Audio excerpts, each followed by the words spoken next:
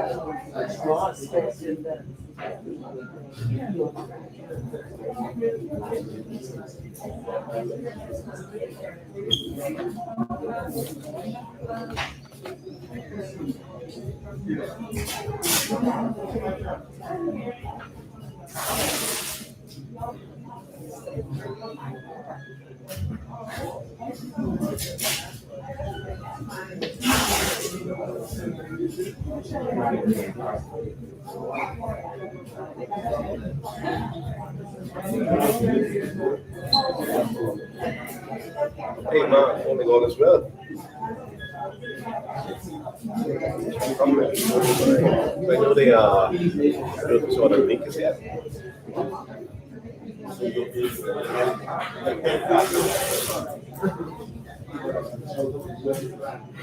Okay.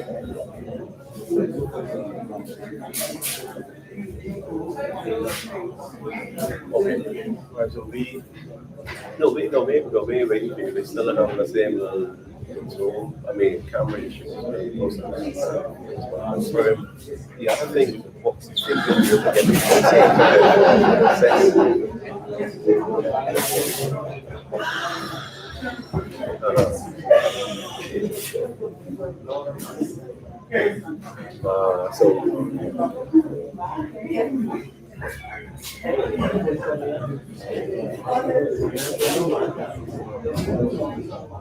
okay. Okay. All right. So I need to just say that. Okay. So anything in the package that they need to write on it, or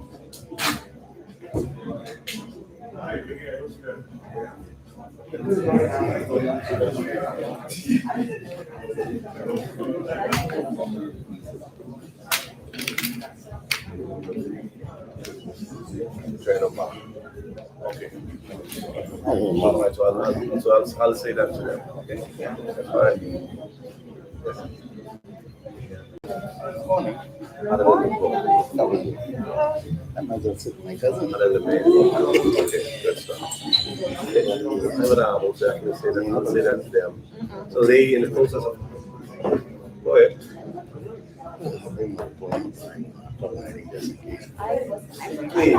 Yeah, most definitely. Yeah.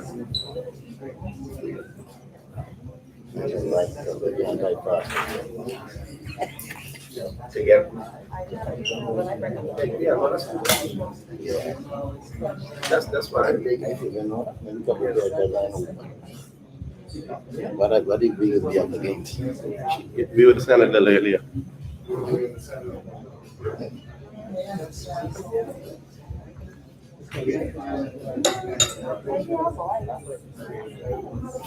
Oh, see, I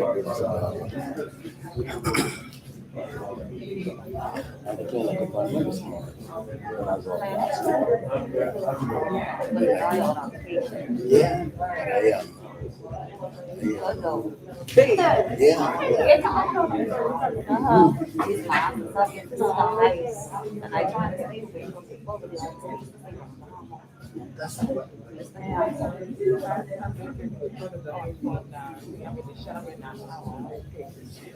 No, because you know what? I did my daughter with the test back. The test, and that's why she just not having it again.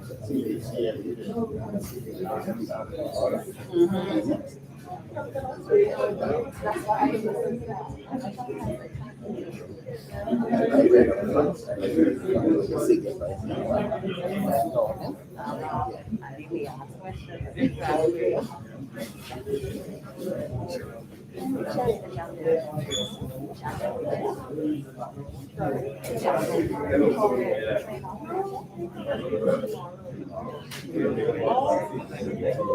I Yeah,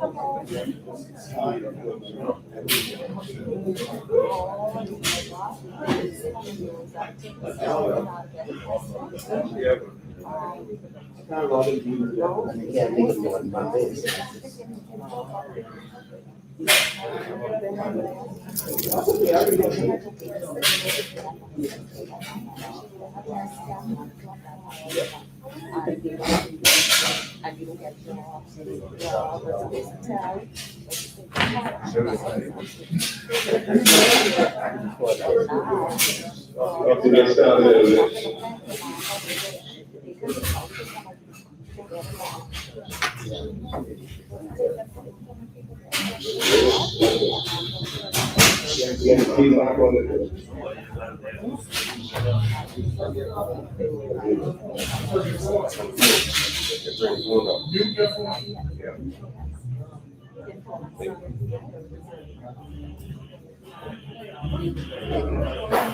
Yeah, I asked them if I could change it, so they tell me the 20. You remember when last week when I was out, they normally in a week or two they tell you come right back.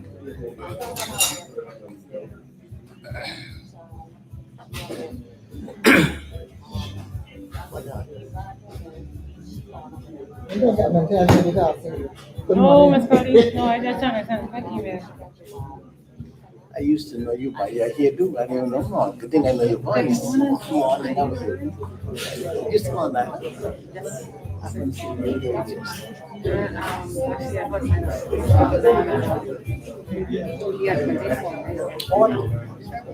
well, the spot next doing some work at the container port. Oh, so you So I'm not with the container How port. much you there? I mean, you get paid every week.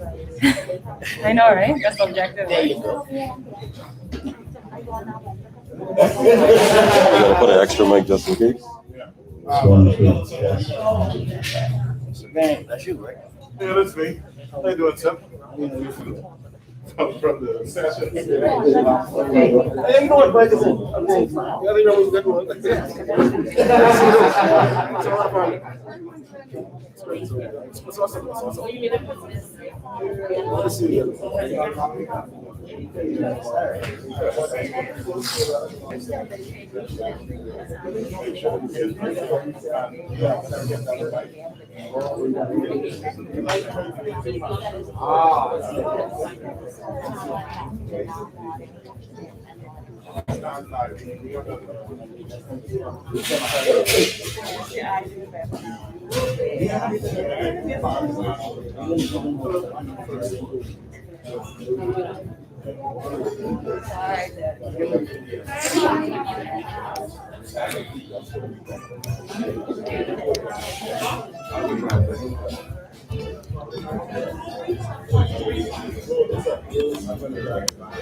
Hello, Miss James. How are you?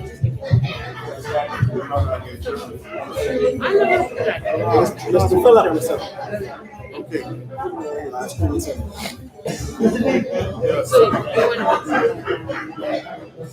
So, where can I get a free live stream? I go into where? Facebook, YouTube. Type in what's rap. Okay.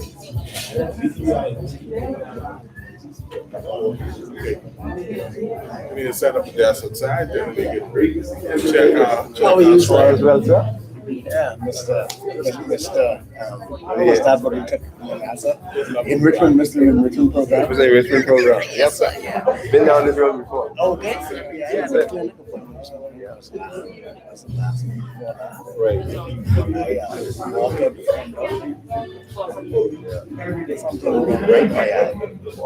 Didn't know whether it was like something that is blooming or fluent. And I did this color thing at home.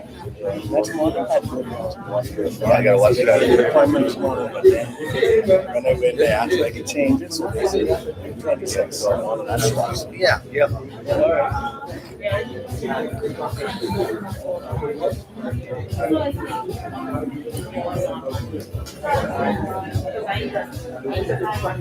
Hey, Mr. Jonathan. Because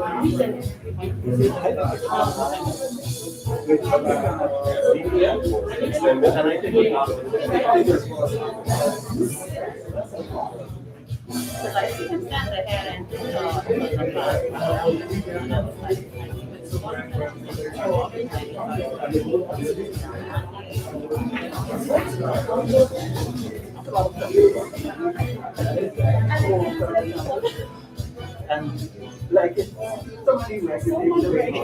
Hey, excuse me. Mr. Hey, let's bring him check this.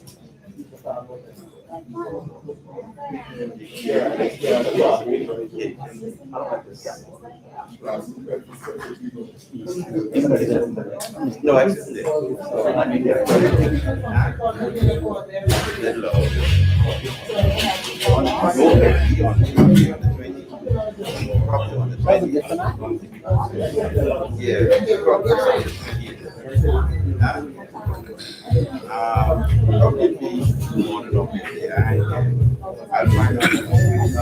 In single. One.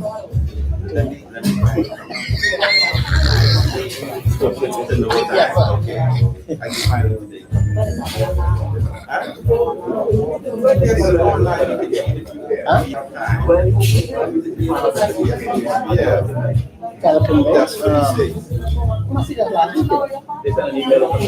said. Yeah, they send all of them. I don't know, probably last week or week before.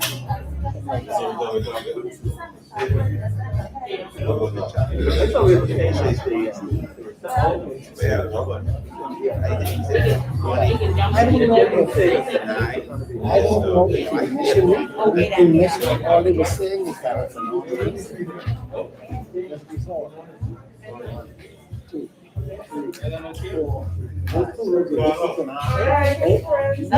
an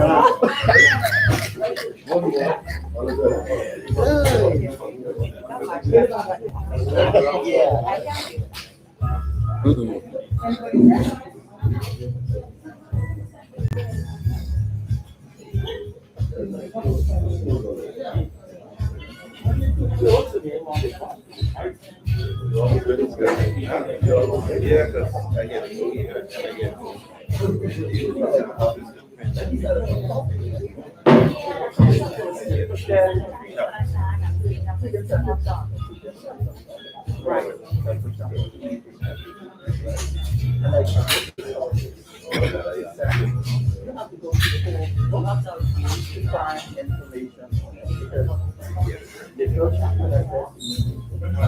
Yes, sir.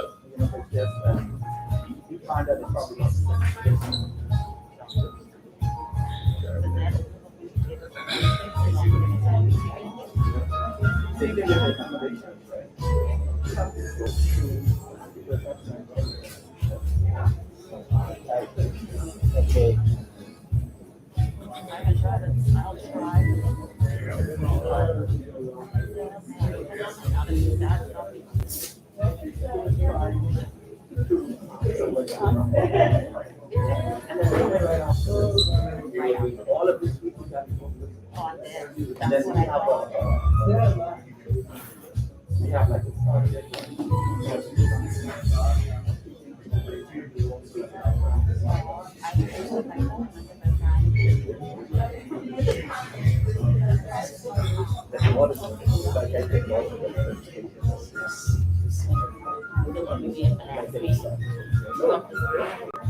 Yeah, you I'm right.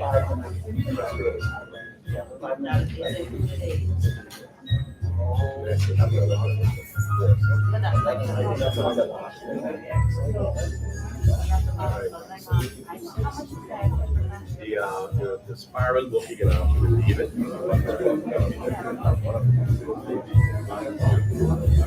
This one you can actually leave. The rest of it will be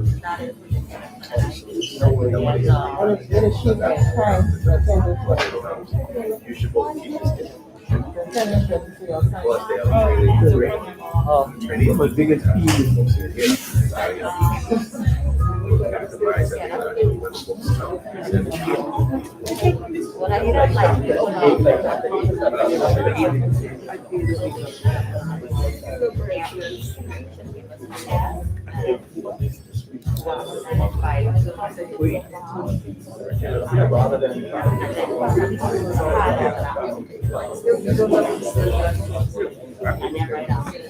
I don't think I learned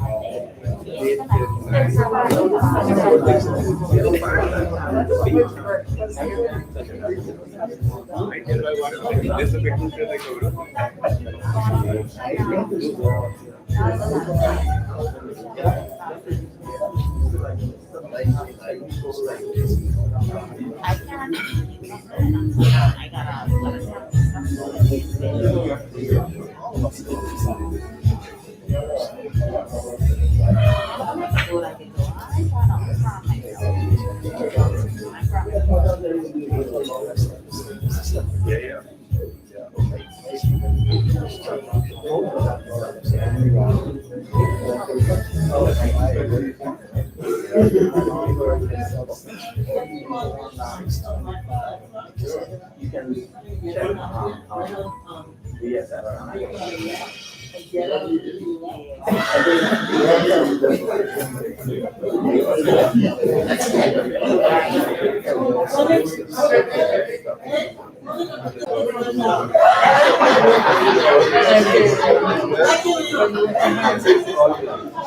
Really, online training. You did it online one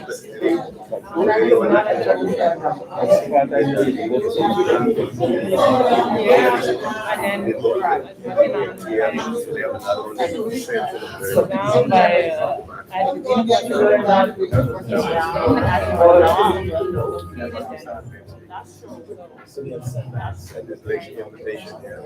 To go get some breakfast? Paula? Sanders? You want to get something? Paula will wait for the line. You gotta say something to people. Huh? Yeah. Dr. Morgan.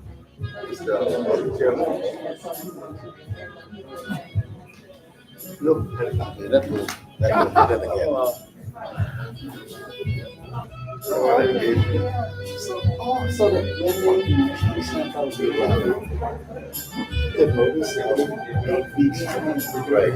There was an NCCER. All right. So in order to do NCCER, you have to do your online. You have to do your online teaching. You have to do some DLE. Then you can do the essential of teaching online. That's what that's the next thing. okay, oh, okay, yeah. So, because I would just get it, I got it. Yeah. So this is the so you're not a craft instructor, doing this and you're certified as an NCCER craft instructor. That's what everybody. Yeah,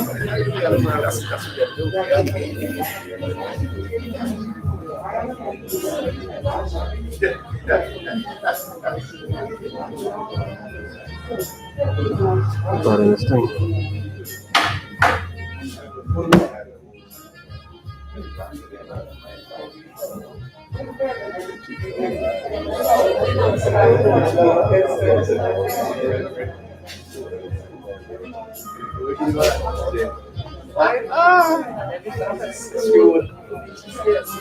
I know that's a challenge.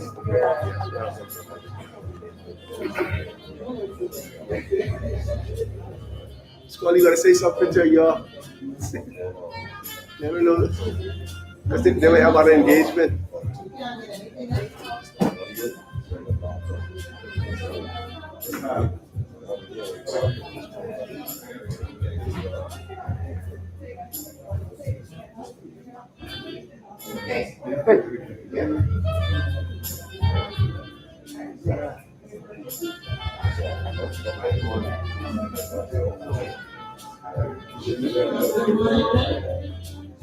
Morning.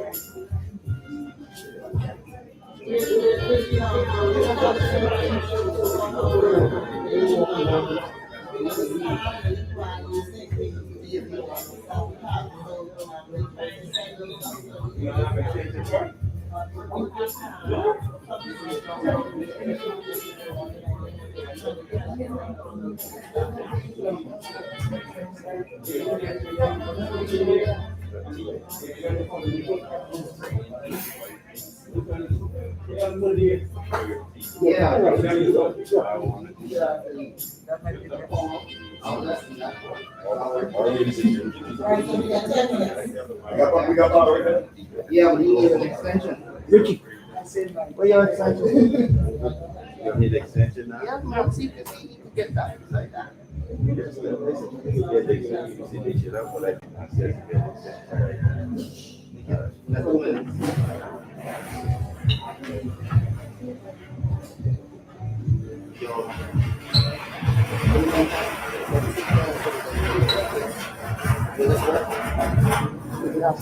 have HDMI. Oh, I guess this is. You have HDMI that's long enough. What, the cable? No. To get in between there. Oh, nothing there, no. Maybe enough.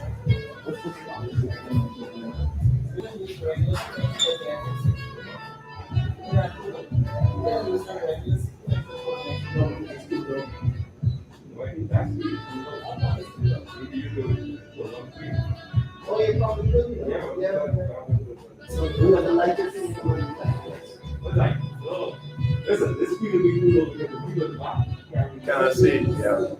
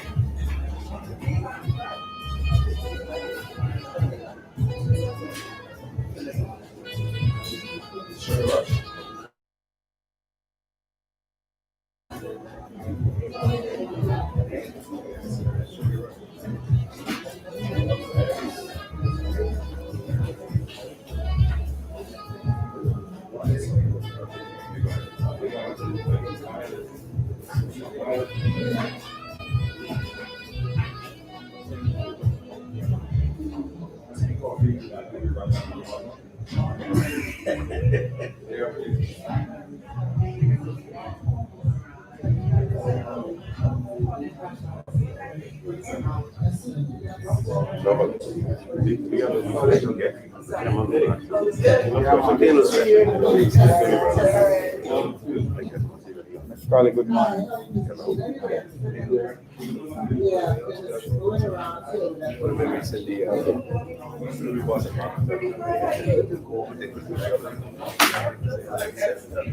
Good morning.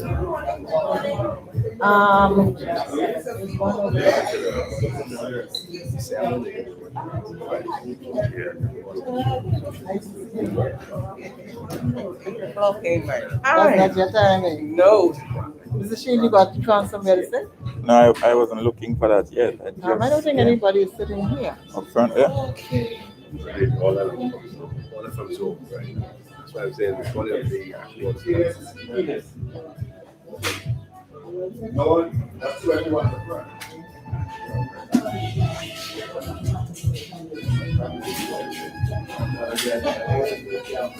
Oh, yeah.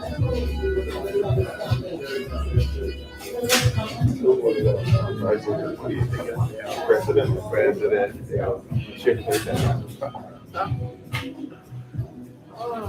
Morning.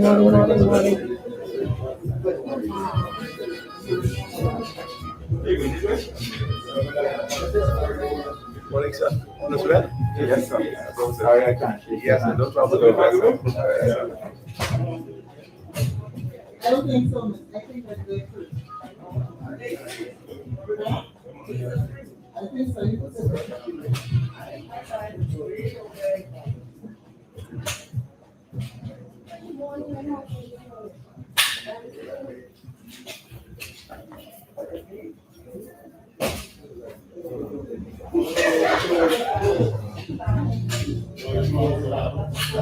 Our business, our new business. Yeah.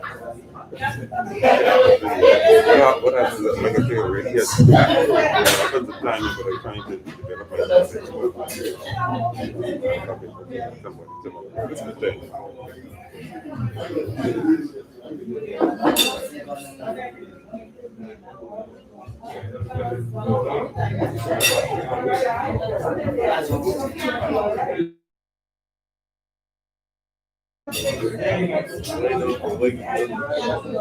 Boy, that's fine.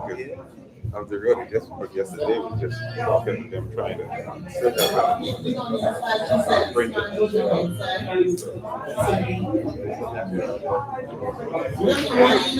I really was trading my thing for the lab.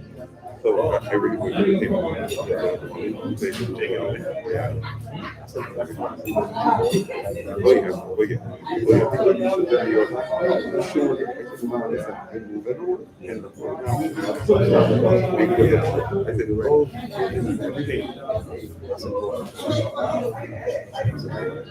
But you see what happened in the legacy to me walk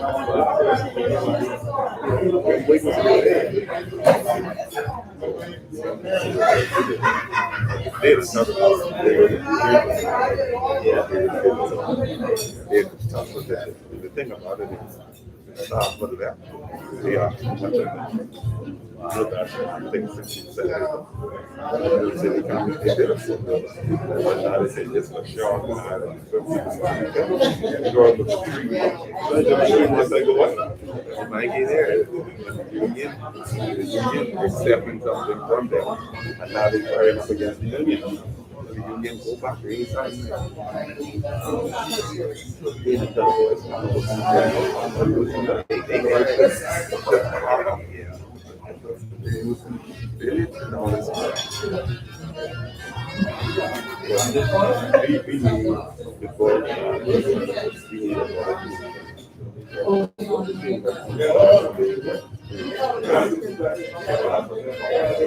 They know the business.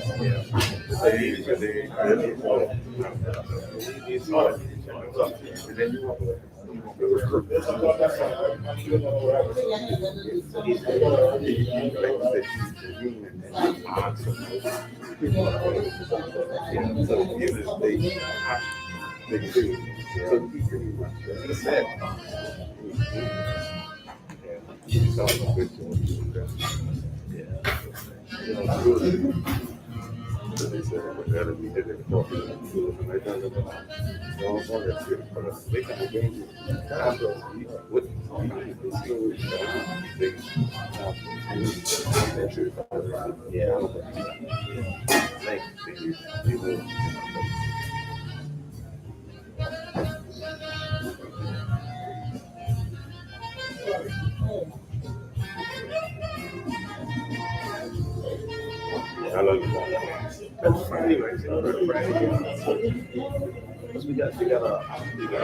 we got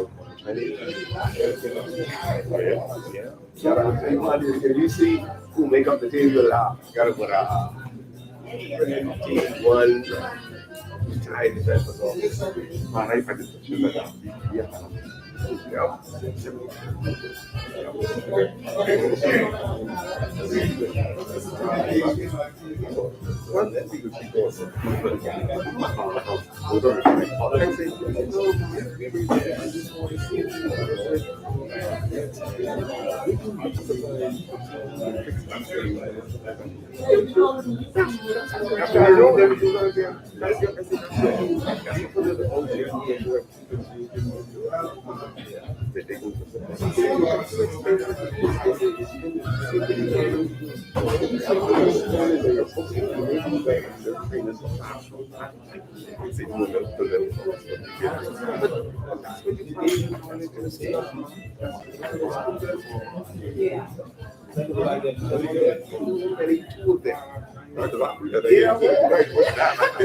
So now they supposed to be going to that.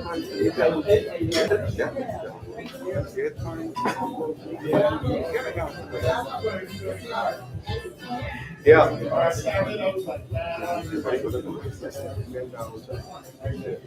The king got I mean, they came in the UK. Then they got one thing. Well, you stay those. I just talking from him.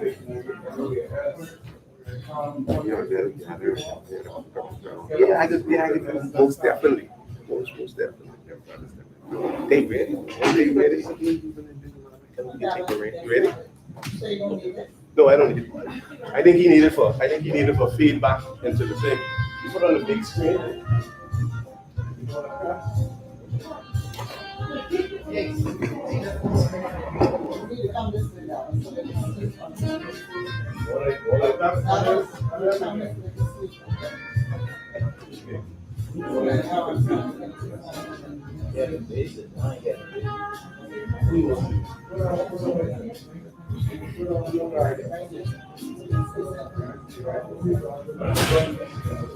Morning.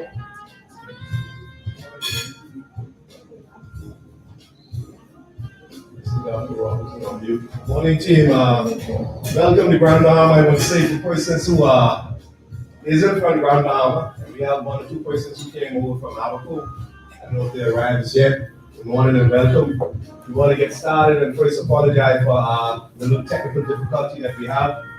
We have 3 persons who are going to bring some remarks. First, Dr. Robin Robinson, who's BTVI president.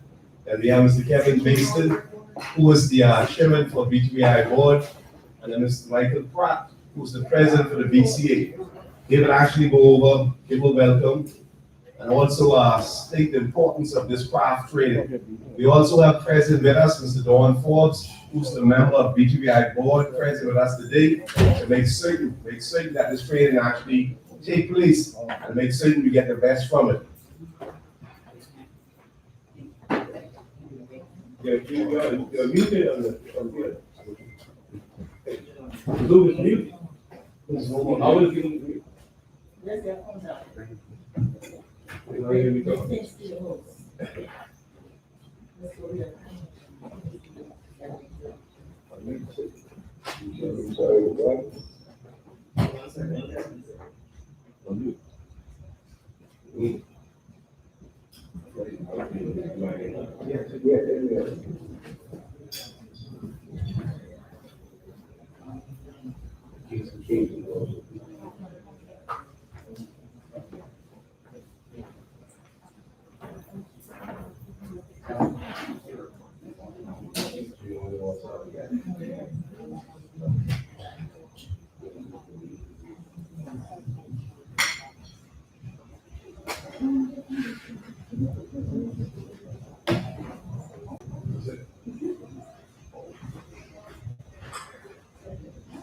So we can ask Dr. Bob, I can see your face. Start the welcoming, and then Mr. Basin, our chairman.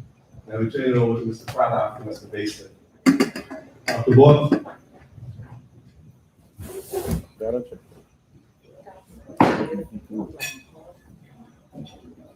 He's coming on a call. I can ask Mr. Basin, for some reason we have Dr. Bob on mute. As the time we turn it over to the chairman, Mr. Basin, to you to give a welcome, and hopefully Dr. Bob will get back into us. Mr. Basin. Mr. Basin.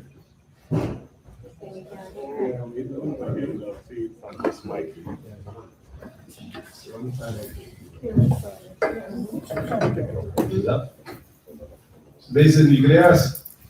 Yeah, no.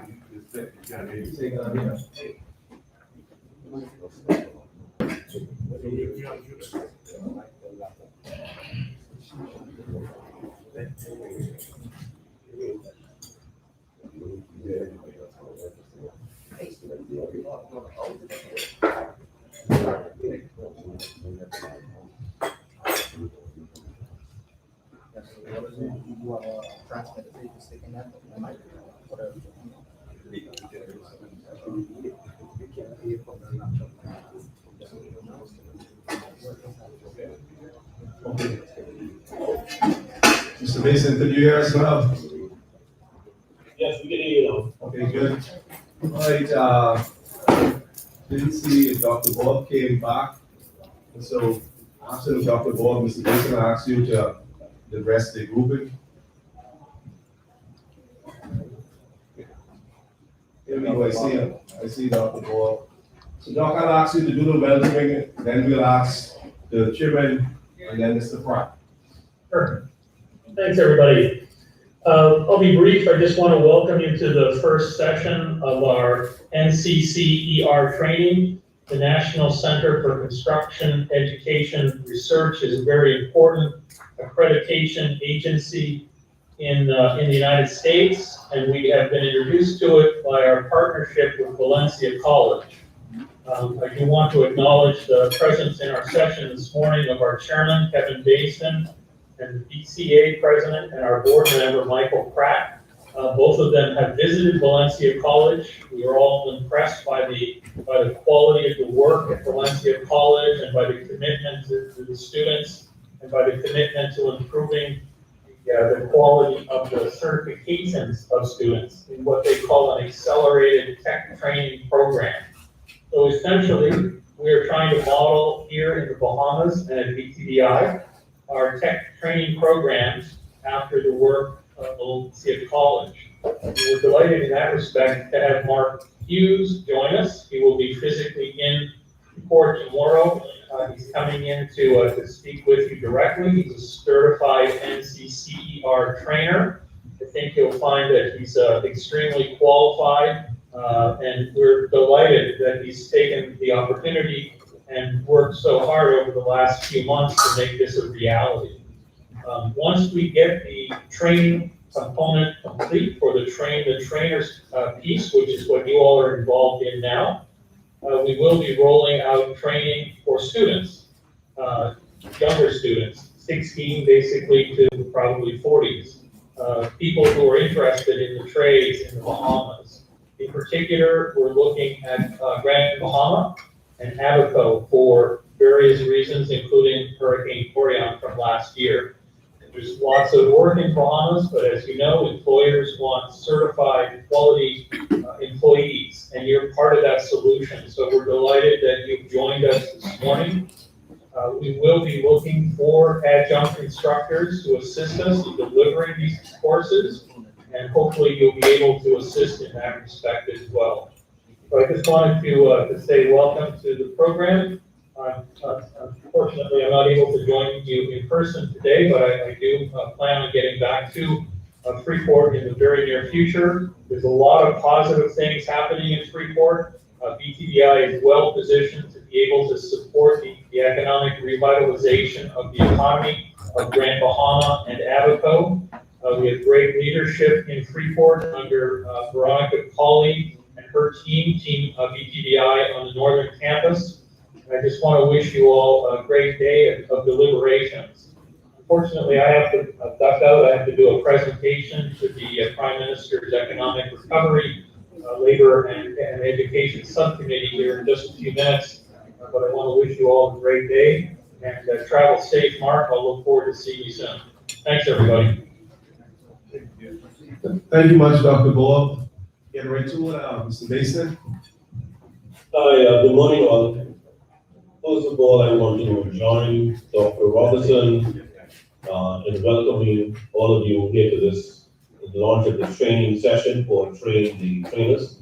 So therefore, on behalf of the Minister of Education, Honorable Jeffrey Lloyd, the Permanent Secretary in the Ministry of Education, Mrs. Lorena Bristol, and on behalf of the board, I welcome you. I think all of you having signed up for this particular program recognize the importance of technical education and training. It's critical to any society, and in fact, society cannot do without it. You would be aware that from a general perspective, there's a global shortage of good trained technical workers, and it's no different here in the Bahamas. In fact, our situation has been exacerbated due to Hurricane Dorian, as well as now the impact of COVID-19. So therefore, even before Hurricane Dorian, there was a skills gap, and that shortage needed to be met. BTVI, in pursuing its mandate, looked around, made several visits and contacted a number of institutions. And one of them that we found particularly good was Valencia College. And we have partnered with them on this particular initiative. And in this regard, I also want to take this opportunity to welcome Mark, who we would have met during our visit to this Zoom session, and to also welcome you to the Bahamas once you would have arrived. In terms of meeting the needs, we know the criticality of not only training individuals, but also for the need for there to be certification.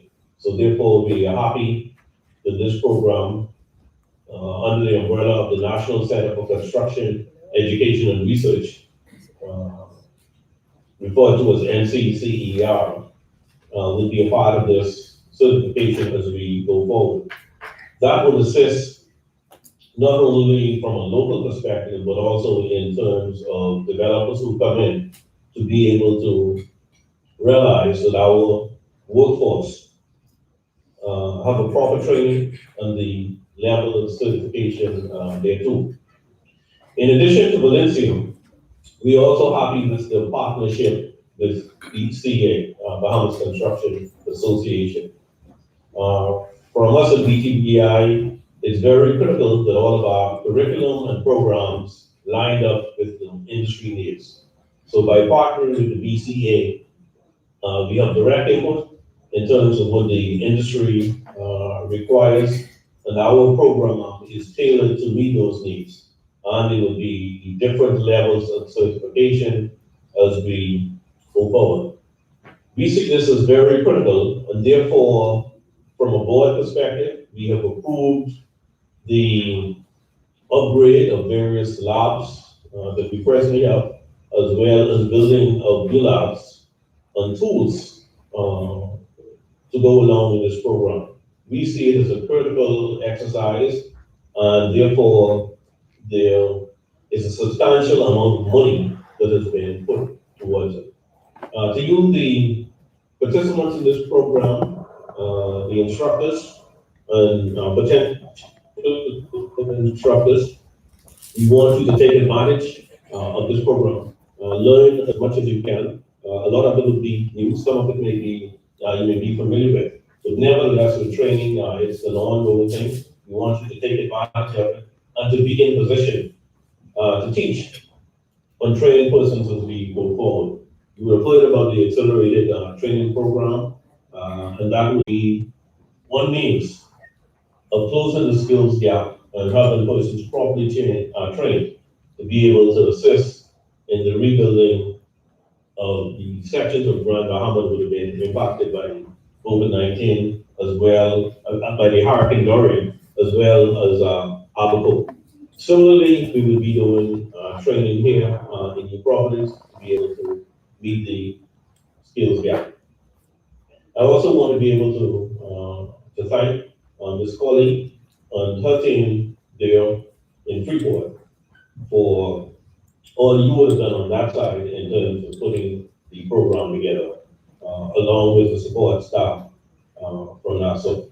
So we wish you a very successful and productive training session. Make the most of it, and good morning. Thank you much, Mr. Chairman. But before I call on Mr. Pratt, Mr. Chairman, I gotta let you know we have Mark in the Bahamas once he get here today until the 26th, so he can start our second cohort. So maybe just let it go like that. So just want to let you know that. Yes.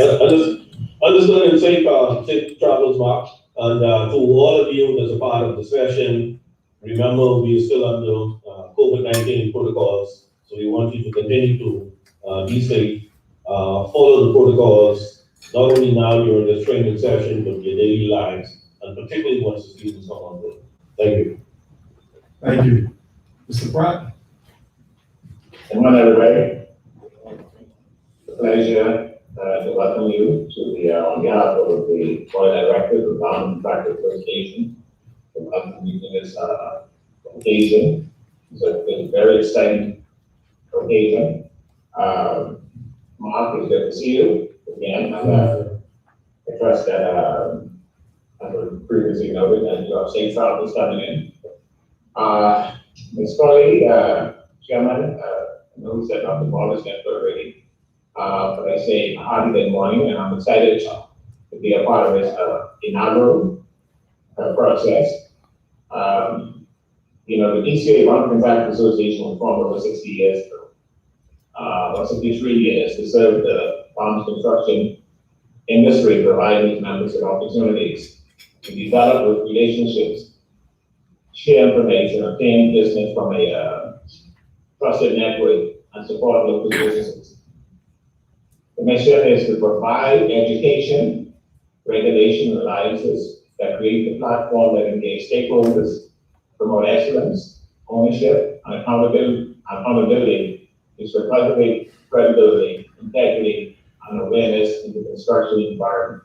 Now, you know, you would have heard some of the challenges we have around the lines of availability, right now, credibility.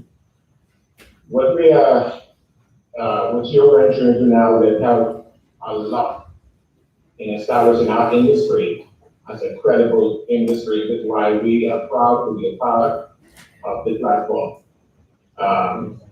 As I mentioned earlier, I traveled to Valencia, to the BTVI came, and was extremely impressed with what they offer, and even more impressed, I think, once we get our first set of students certified, and we can put them out into the market. The pride to be now here that our industry is more certified. That is the answer. That's something that we've been fighting for in the BCA for a number of years. We've been doing a lot of things ourselves.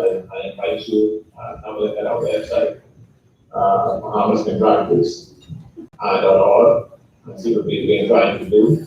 But meanwhile, let me properly welcome you. And let me say that we have a challenge right now ahead of us, a major challenge. And this challenge, we're not unique to challenges in our country. It happens all the time, but now we have we have a windfall, a perfect storm. We have had a hurricane, and now we are embracing this COVID-19. But one thing that we do know is that we're resilient, we're very resilient people. And we must not fall on our, we must fall on ourselves with determination that we will make a difference in our country moving forward. We cannot sit still and just worry about the things of the past. We must come forward, embrace new technology. This was happening at Valencia, this was happening now at BTVI. It's amazing what we are discussing and the plans moving forward. We want you to embrace these plans and these changes. And we have a real bright and hopeful future. So I want to encourage you to do your best in this new season, and embrace the process. And do not be afraid to challenge the process as well. Because only we can improve our future is for each and every one of you to add your flavor to the strength. That's what makes it complete. Once again, I thank you all for being here, and have a very, very good and successful training session. Oh, by the way, I'm also joining in Nassau. I'm also doing the training thanks to Mr. Darrell, who just for some reason will not let me go. But he has me in the training as well, and you will really, really enjoy it. So thank you for this opportunity. Have a great day. Thank you much, Mr. President. Mark, now the show is yours for you to give us an introduction, who you are, and let's get straight to work. So I'm turning it over to you. Thank you, Mr. Chairman, getting up this early. I know you're ready to walk in, but thank you again, Dr. Baldwin. But thank you much, gentlemen. Really appreciate you guys attending here this morning. Hello, everybody. I'm Mark Hughes. I think I've met some of you guys a couple of weeks ago. We did a couple Skype sessions to kind of get you familiar with what NCCER is. before we get into that, I'd like to take the time to actually thank the whole team down there at BTVI and Mr. Baz and Mr. Pratt. Very special thank you to Mr. Darwell. He has been working with me and staying in constant communication with me over the last few months. I'm sure I am responsible for probably giving him a few gray hairs because of all the stress we've been under trying to make sure we can get down there. I actually just received my negative COVID test yesterday. It took about 7 days for me to get those results back. So jumped on it yesterday, got plane tickets, got everything approved with the Minister of Health, and I should be on the ground in Freeport by 4:45 this afternoon. So starting tomorrow, we'll be able to do an in-person session, which is, in my opinion, the best way to do this type of program. Take a little bit about what my personal goals are and what Valencia's goal is. Valencia's goal is to help train your instructors. I read an article the other day in the Guardian, where Mr. Pratt did an interview talking about a couple things that stood out to me. One of them was the fact that they are trying to bring in individuals from other countries to come in and do the work in the Bahamas. My goal is a training cut where you can then turn around and properly train the Bahamian people so the jobs stay in the Bahamas. I think that is very important for the country. I think it's very important in the rebuilding process. It gets the economy moving. It puts money in the pockets of the Bahamian people. And that's very important to me. That is a very similar goal to what we do here in Florida. Our job is to try to keep things up in Florida so we don't have to contract people from other states across the country. The one thing about, I think, for all of you guys, to be in education in general, you have a passion to help people. And this type of training really opens the doors to give those students an opportunity to be successful, to live a fruitful life, take care of their family, learn a valuable skill that is needed in the Bahamas. So I'm really excited about that. I'm super excited to get down there and speak with you guys and be willing to answer any questions that you may have. Our goal for BTVI is over the next few years is to really get BTVI a good understanding of how NCCER works. The ultimate goal would be that we get some master trainers certified through NCCER. That way you can train your own instructors and also be your own accredited training sponsor.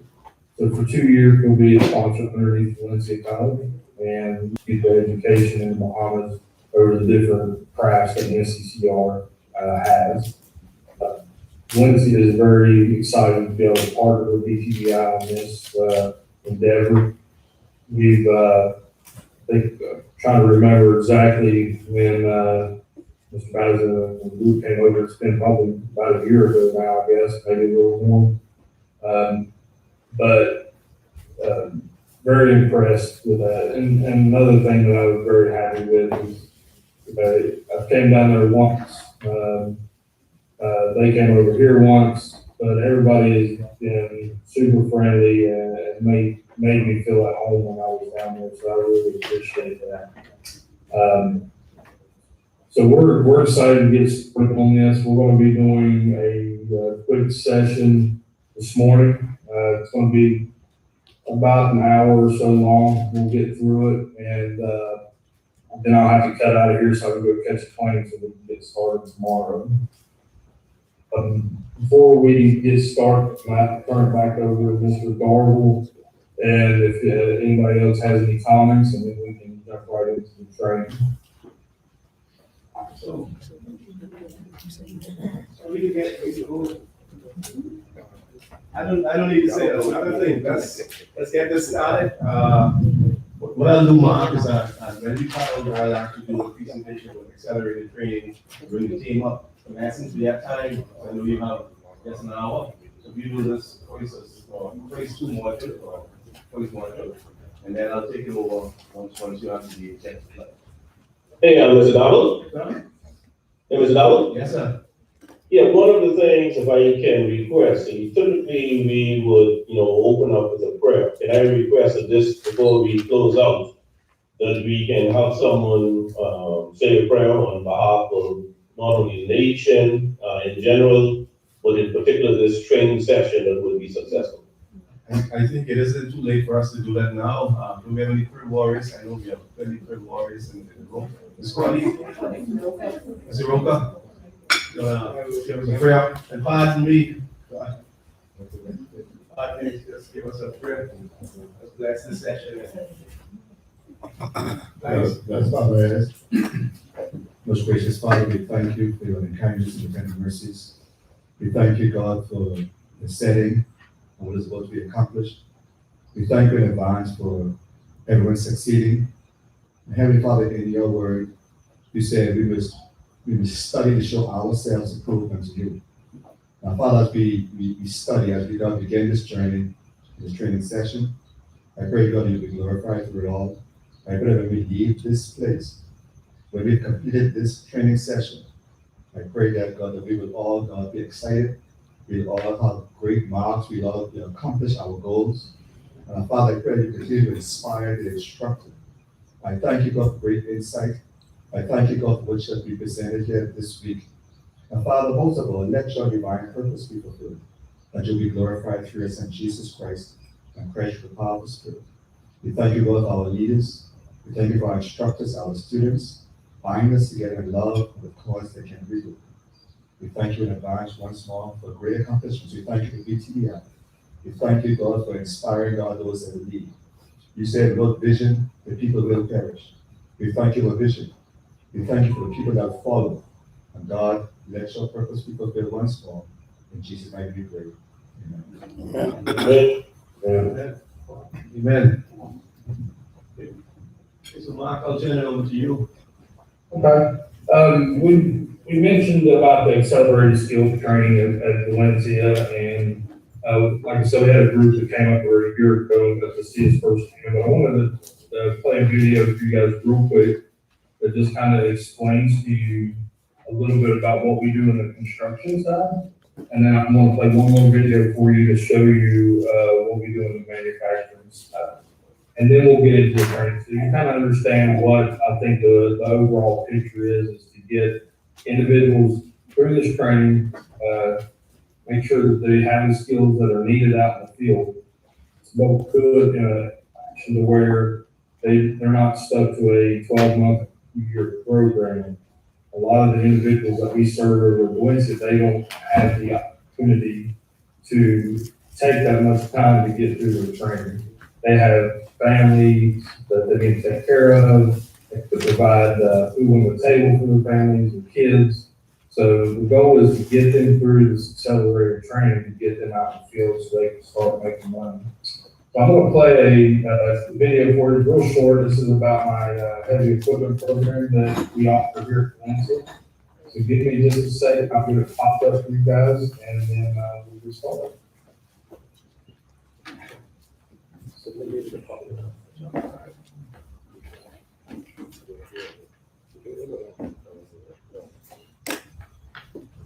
Are you able to?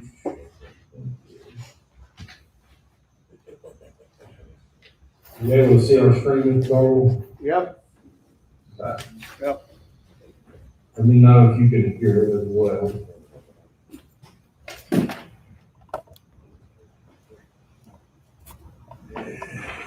Yeah, we can hear you. We can hear you. No? Can't hear the video. Yeah, share your audio. We can't hear you. Can't hear the video. You can't hear it? No. Share this video and sound.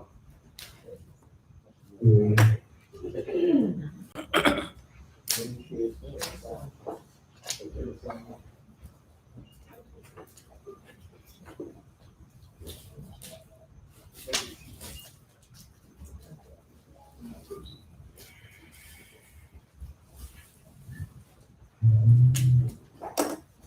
see if I can get this audio to play for you guys.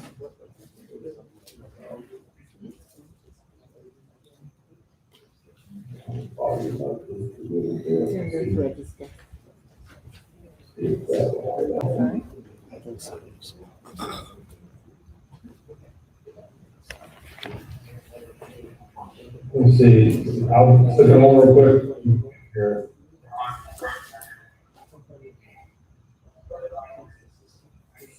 Were you able to hear that?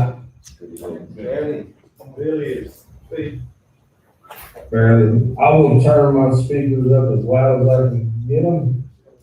And, we'll see if that'll work. Mark, when you share your screen, does it allow you to get an option to share audio and video?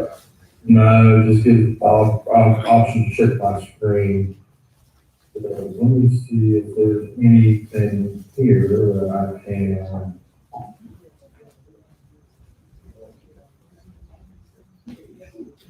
Move it over to this screen, maybe it'll play better over here.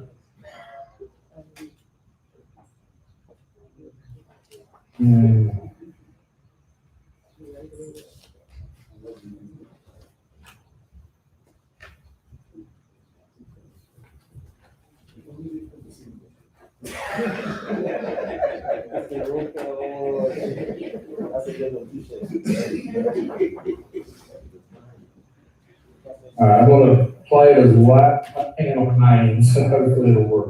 Okay, let me start it over.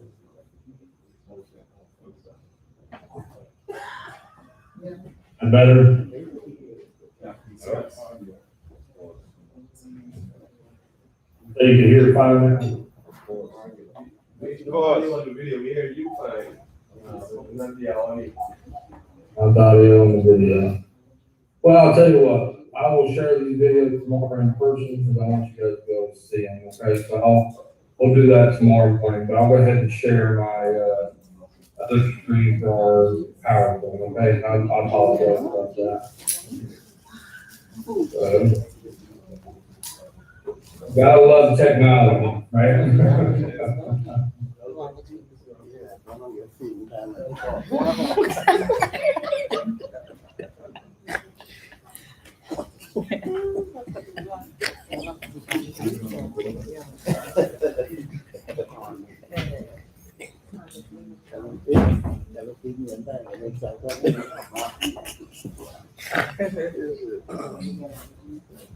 All right, here we go.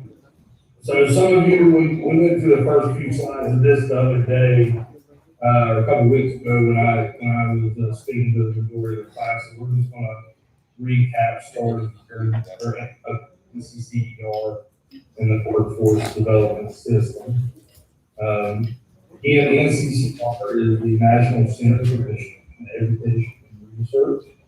Its headquarters is actually here in Florida, Jacksonville, Florida, which is it's north of Gainesville. But their curriculum reaches all across the United States and the other parts of the world. NCCER's goal is this. One of the problems that we face in the construction industry prior to technical schools becoming more popular was that standard of training. Most individuals learned a skill because their grandfather owned a construction company, or their father, mothers, uncles, aunts, and they went to work there and they learned on the job, which there is absolutely nothing wrong with that. But the problem we were having in the construction industry was, especially in the United States, depending on what the country you came from, the language was different, the skills that were needed were different. For example, if we build houses out of cinder block, and then we cover them in stucco, and if it's a 2-story house, we'll put the second floor of the house up with traditional stick framing. where I'm from, up in West Virginia, in the northern part of the country, the only cinder block we use is to build the foundation. From the foundation up, we use stick framing. And stucco was not very popular at all as a outside coating of the house. We used mainly brick, or when vinyl siding became popular, they started using vinyl siding. So even though, building a house is generally the same way, the materials we use are very different. So NCCER goal is to say, if you got trained in Florida, or if you got trained in California, in Bahamas, Germany, it doesn't matter, everybody will be trained at a certain step for that beginning level. So that is really what NCCER tries to do. As an instructor, your slideshows will be set up very similar to how these slide shows are set up. Okay? The first thing I want to let you guys know is that at the beginning of every session, you're going to see your module objectives. Okay? This is what the whole program is going to be based around, really these objectives. And these objectives is then going to, in turn, go towards the testing of the module itself. I think one thing that does very well is as the modules come up, there's a test per module. There's no final exam per se. There's no go through 8, 9, 10, 20 modules. It's a big exam at the end, and we hope that you remember every detail throughout the entire program. If we're working on safety, we're going to do the safety module, and then we're going to test at the end of the safety module. And if you pass that, then that will actually go directly to your transcript, right? Another great thing about NCCER is that, say you sign up to go through a training program, and for some reason you cannot continue that training program. You either have to go to work, you have something, emergency in the family, you cannot continue your training. And 5 years later, you decide to come back to that training. You are already given the credit for the modules that you completed with the written exams and the performance profile. So, people quickly, the certification process with NCCER is a two-part process. Our students will be taking a written examination, and most of the modules have a performance. Meaning, if we are teaching a carpentry class on stick framing, they're going to have to pass that written exam, as well as prove the performance profile that they know how to do the job that they taught. So if they pass the written, fail the performance profile, they do not get certified. If they pass the performance profile and fail the written exam, they do not get certified. They have to be able to pass both of them to get the certification. And along with that, they have to pass every module in that book to receive the completion certification. So in NCCER 4, everybody will be teaching 9 modules. 8 of them are mandatory, 1 of them is an option, but I highly recommend that you teach that 9th module.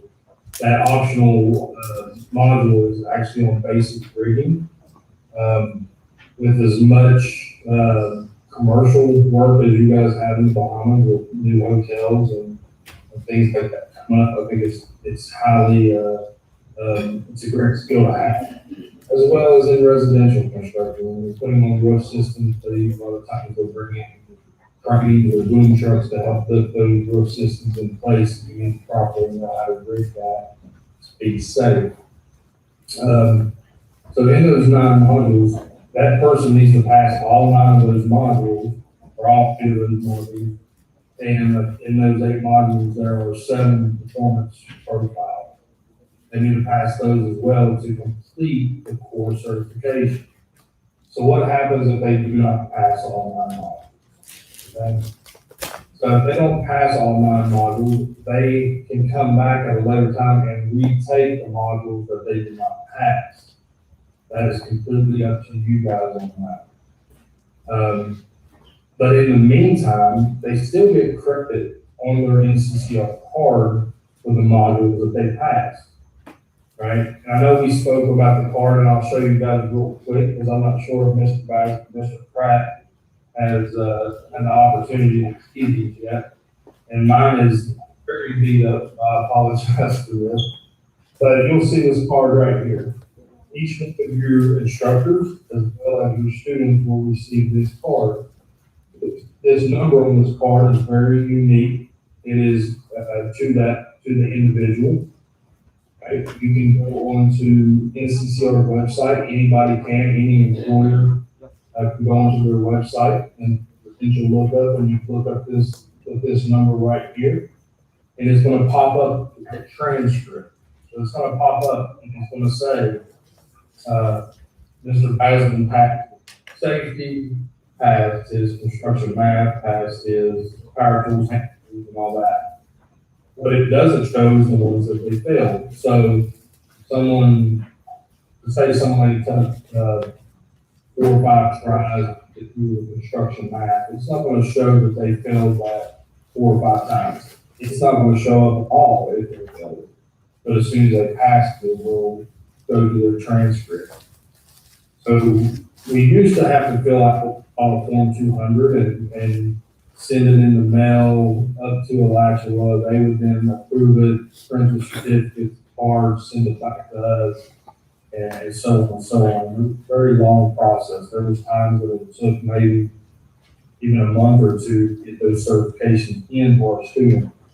With the online testing system, which we're going to start you guys off at right off the bat, because we mandatory extra office anyways, it is instant credentials. So when they walk out of that testing center, testing lab, and they have finished that program or that test online, and they completed it, it is automatically then uploaded to their card number. So as soon as they finish out those 9 exams, and they pass all 9 of those exams in 4, they're going to get mailed the certificate. They usually come to me, and then I will actually mail them to BTVI, which can distribute that to each one of the students. Okay. So that's our module for all this, and when I get there, I'm going to actually go through the testing system with each one of you guys, and I want to make sure that everybody is comfortable with that testing system before I leave. Our first module, back up to 1 page real quick, is Introduction to NCCER Workforce Development System. Our objectives for this class to describe the NCCER as training assessment program, describe the definition of the NCCER, describe the purpose and benefits of the NCCER standardized training program, identify the qualities and basic responsibilities of an NCCER instructor, identify special certification program offered by NCCER, and describe the purpose and benefits of NCCER's National Craft Assessment Certification Program. Now you guys can follow along with me in your large spiral. Those should be in front of you guys. And it's going to be the first module that we go through, okay? Continuing with the objectives, we are going to define workforce development and its role in the construction industry. Define workforce development, describe the effects of the skilled worker shortage on the construction industry, and describe how NCCER programs and resources directly support workforce development. So a couple things that I think when I look at this that is going to be beneficial to BTVI and also BCA is that we are going to be training individuals that are coming into the construction industry that may have very little skill, if any skill at all. But also what it's going to be able to do is an opportunity for you guys to continue to train skilled workers as well. This opens up we call it incumbent worker training. I do a lot of incumbent worker training with multiple partners across Central Florida. It does 2 things for us. Okay, and I want you guys to take this into consideration, for BTVI and BCA. What is our, with our students? Right, our overall mission with our students is get them a career in the construction industry. You guys agree? That is our ultimate goal. So by doing incumbent worker training, what does that give opportunity to do? It gives us opportunity to meet with construction companies directly. It gives us an opportunity to help them where their shortages may be. But it also gives us the opportunity to build that relationship so we can place students with that company. Right? So our goal, you guys, with BTVI, is when any construction company in the Bahamas thinks about how do I train my individuals, how do I upskill my employees, the first thing they think of is, well, we need to contact BTVI, or we need to contact the BCA. That is where their first mission needs to come to. That is exactly where they need to stop first. You want that to become second nature in Bahamas, and it takes time to build that relationship. But once you build that relationship, it opens up another revenue stream for BCA. It also opens up for more classes to keep your instructors busy. So it is very beneficial if you can look into that incumbent worker training as well. Some of the acronyms that we're going to be using throughout this program, and I don't expect you to remember this right off the bat. I've been with NCCER for over 5 years now. I still don't remember all of them. Sometimes I have to look them up. But we'll go through them together. So the first one you see is AAC, Accredited Assessment Center. So an Accredited Assessment Center is exactly what it says. All they perform are assessments, right? So if someone comes in and took a class somewhere else, they can go to an assessment center if they need to retake exams or anything like that. An ATEF, Accredited Training and Education Facility. This is usually reserved for high schools and some colleges, right? Our goal would be to eventually, probably get BTVI will receive this certification as well as the ATF, the accredited training sponsor. So right now, our accredited training sponsor is Valencia College. Okay.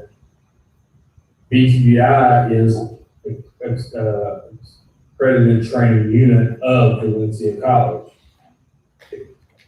In 2 years, that 2-year time frame that I spoke of earlier, our goal is to get BTVI to become its own accredited training sponsor or its own accredited training education facility. Okay. CSSP is the Construction Site Safety Program. So the very first module in the NCCER core curriculum is safety. I know I spoke with this over our previous meeting a couple of weeks ago, and I'm not remembering who the instructor is, but you guys have an instructor that teaches OSHA. So the construction site safety program in NCCER core is the same curriculum as OSHA 1926. Okay? So if it is taught by an OSHA instructor, that OSHA instructor then has the choice to certify his students in OSHA 10 as well. If it is not taught by OSHA 10 instructor, they will get a separate certification called the Construction Site Safety Certification. Right? It is similar to OSHA, it's just not or the same as OSHA, but it's just not as well known. But it is a separate certification that they will get in their packet. The ICTP Instructor Certification Training Program, that is what you guys are going through right now. This is designed to take individuals, you guys are in education, but as we continue to move forward and we want to hire adjuncts will be coming. probably out in the field as skilled workers, working either part-time or full-time for you guys. They do not have education background. And that is the same path that I took myself. I worked in the field as a heavy equipment operator, as a carpenter, in the mining industry. I had no educational background when it comes to teaching. So the ICTP course is to help those individuals get more comfortable in the classroom and understand NCCER. The NCCER is the Master Trainer, Instructor, and Certification Training Program. That is a class that I went to become a Master Trainer, and that gives me the ability to certify you guys as NCCER instructor. Our goal would be to get a few Master Trainers, especially in the Bahamas, since you guys are spread out. I'd like to get a few Master Trainers in the Bahamas. That way, eventually, you can start certifying your own instructor. That way, you don't have to pay money to have me come over, to have another Master Trainer come over to certify your instructor. We want to be able to eventually turn that over to you guys. And that's usually a 2-year process, but rather than that sponsored time frame. So after 2 years, and you would then put in your application. Since I will be the Master Trainer with accredited training course, I would approve that application, and they do that class multiple times a year up in Alachua, Florida, as well as other parts of the United States. NCCACP is National Crack Assessment and Certification Program. That is pretty much the next level after the certification that your students will be receiving in their classes. So they have the blue card, which I showed you, and then they have a certified blunt card, which is a gold card, that they can go take more exams to receive that certification as well. OQ, operator qualifications. As I mentioned to Mr. Gargle earlier, for an instructor to become a certified instructor through NCCER, they need to have the experience of what we would call a journeyman. So we can't take an individual that maybe has been a carpenter for 1 year, 2 years, and make them an instructor. They have to be a journeyman level or above, which is master level above, to become an instructor. We want to make sure that we're teaching our students the proper way of doing things, no shortcuts. We focus on safety. We try to not teach our students bad habits. They will pick up plenty of bad habits on their own when they go out to the job site. So our goal is to teach them the proper way of doing it. And that comes with years of experience. The PTAP is a pipeline training assessment program. Probably will not apply to any programs that you teach, but we have a lot of pipeline projects going across the United States right now in the oil industry, coming from Canada and Alaska, and that is a specialized training program. SME, SME, subject matter expert. We all know what subject matter expert is. That is the person that we are going to depend on to help us make sure that our curriculum is staying current and that we are teaching our students. And then training team as well is somewhere else. So you guys are an accredited training team of Valencia College, but then you take your programs into the high schools, which I know is a big plan for you guys. They would then be a training unit for you guys, okay? A lot of acronyms, a lot of things that, you know, seems overwhelming, but you do not have to remember these right off the bat. Like I said, if they weren't in front of me, I probably wouldn't be able to tell you exactly what all of them mean. So don't worry about it. So NCCER. NCCER is a not-for-profit 501c3 education foundation. Okay, that is something we'll want to remember. Okay, I'm pretty sure that is a test question, right? What is a 501c3 education value? So, simply that, they are not for profit. NCCR designs the curriculum, works with subject matter experts to create the curriculum, and they are constantly evolving in their fields of study. They do curriculum as well as revive curriculum on previous programs that they put together. NCCR is history. They were formed by leading industry contractors. When they started to develop this NCCER, they worked with organizations from all across the United States. They talked to carpenters in California, Montana, Alaska, Florida, New York.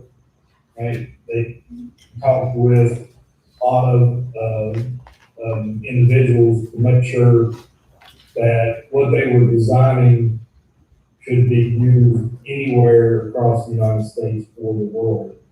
And they started off with 5 different crafts. I think it was masonry, carpentry, plumbing, electrical, and I don't remember what the 5th one was right off my head. But since then, they have actually created, I think they've got over 30 crafts now that we look at. And that is something that when I come there, if we have the time, me and Mr. Darwell said I'd look at it, but I'd like to invite Mr. Pratt and Mr. Bassett in on that conversation, really look at those crafts and see what would benefit the Bahamas with that. Because right now, we're looking at, I'm sure you guys are looking at the carpentry, the plumbing, the electrical, the HVAC, the welding, as well as many others. There's also things in there that I believe might be beneficial to the Bahamas as well. It developed NCCR standardized training process. So I mentioned earlier the core construction. Those 9 core modules that they're going to be starting out with.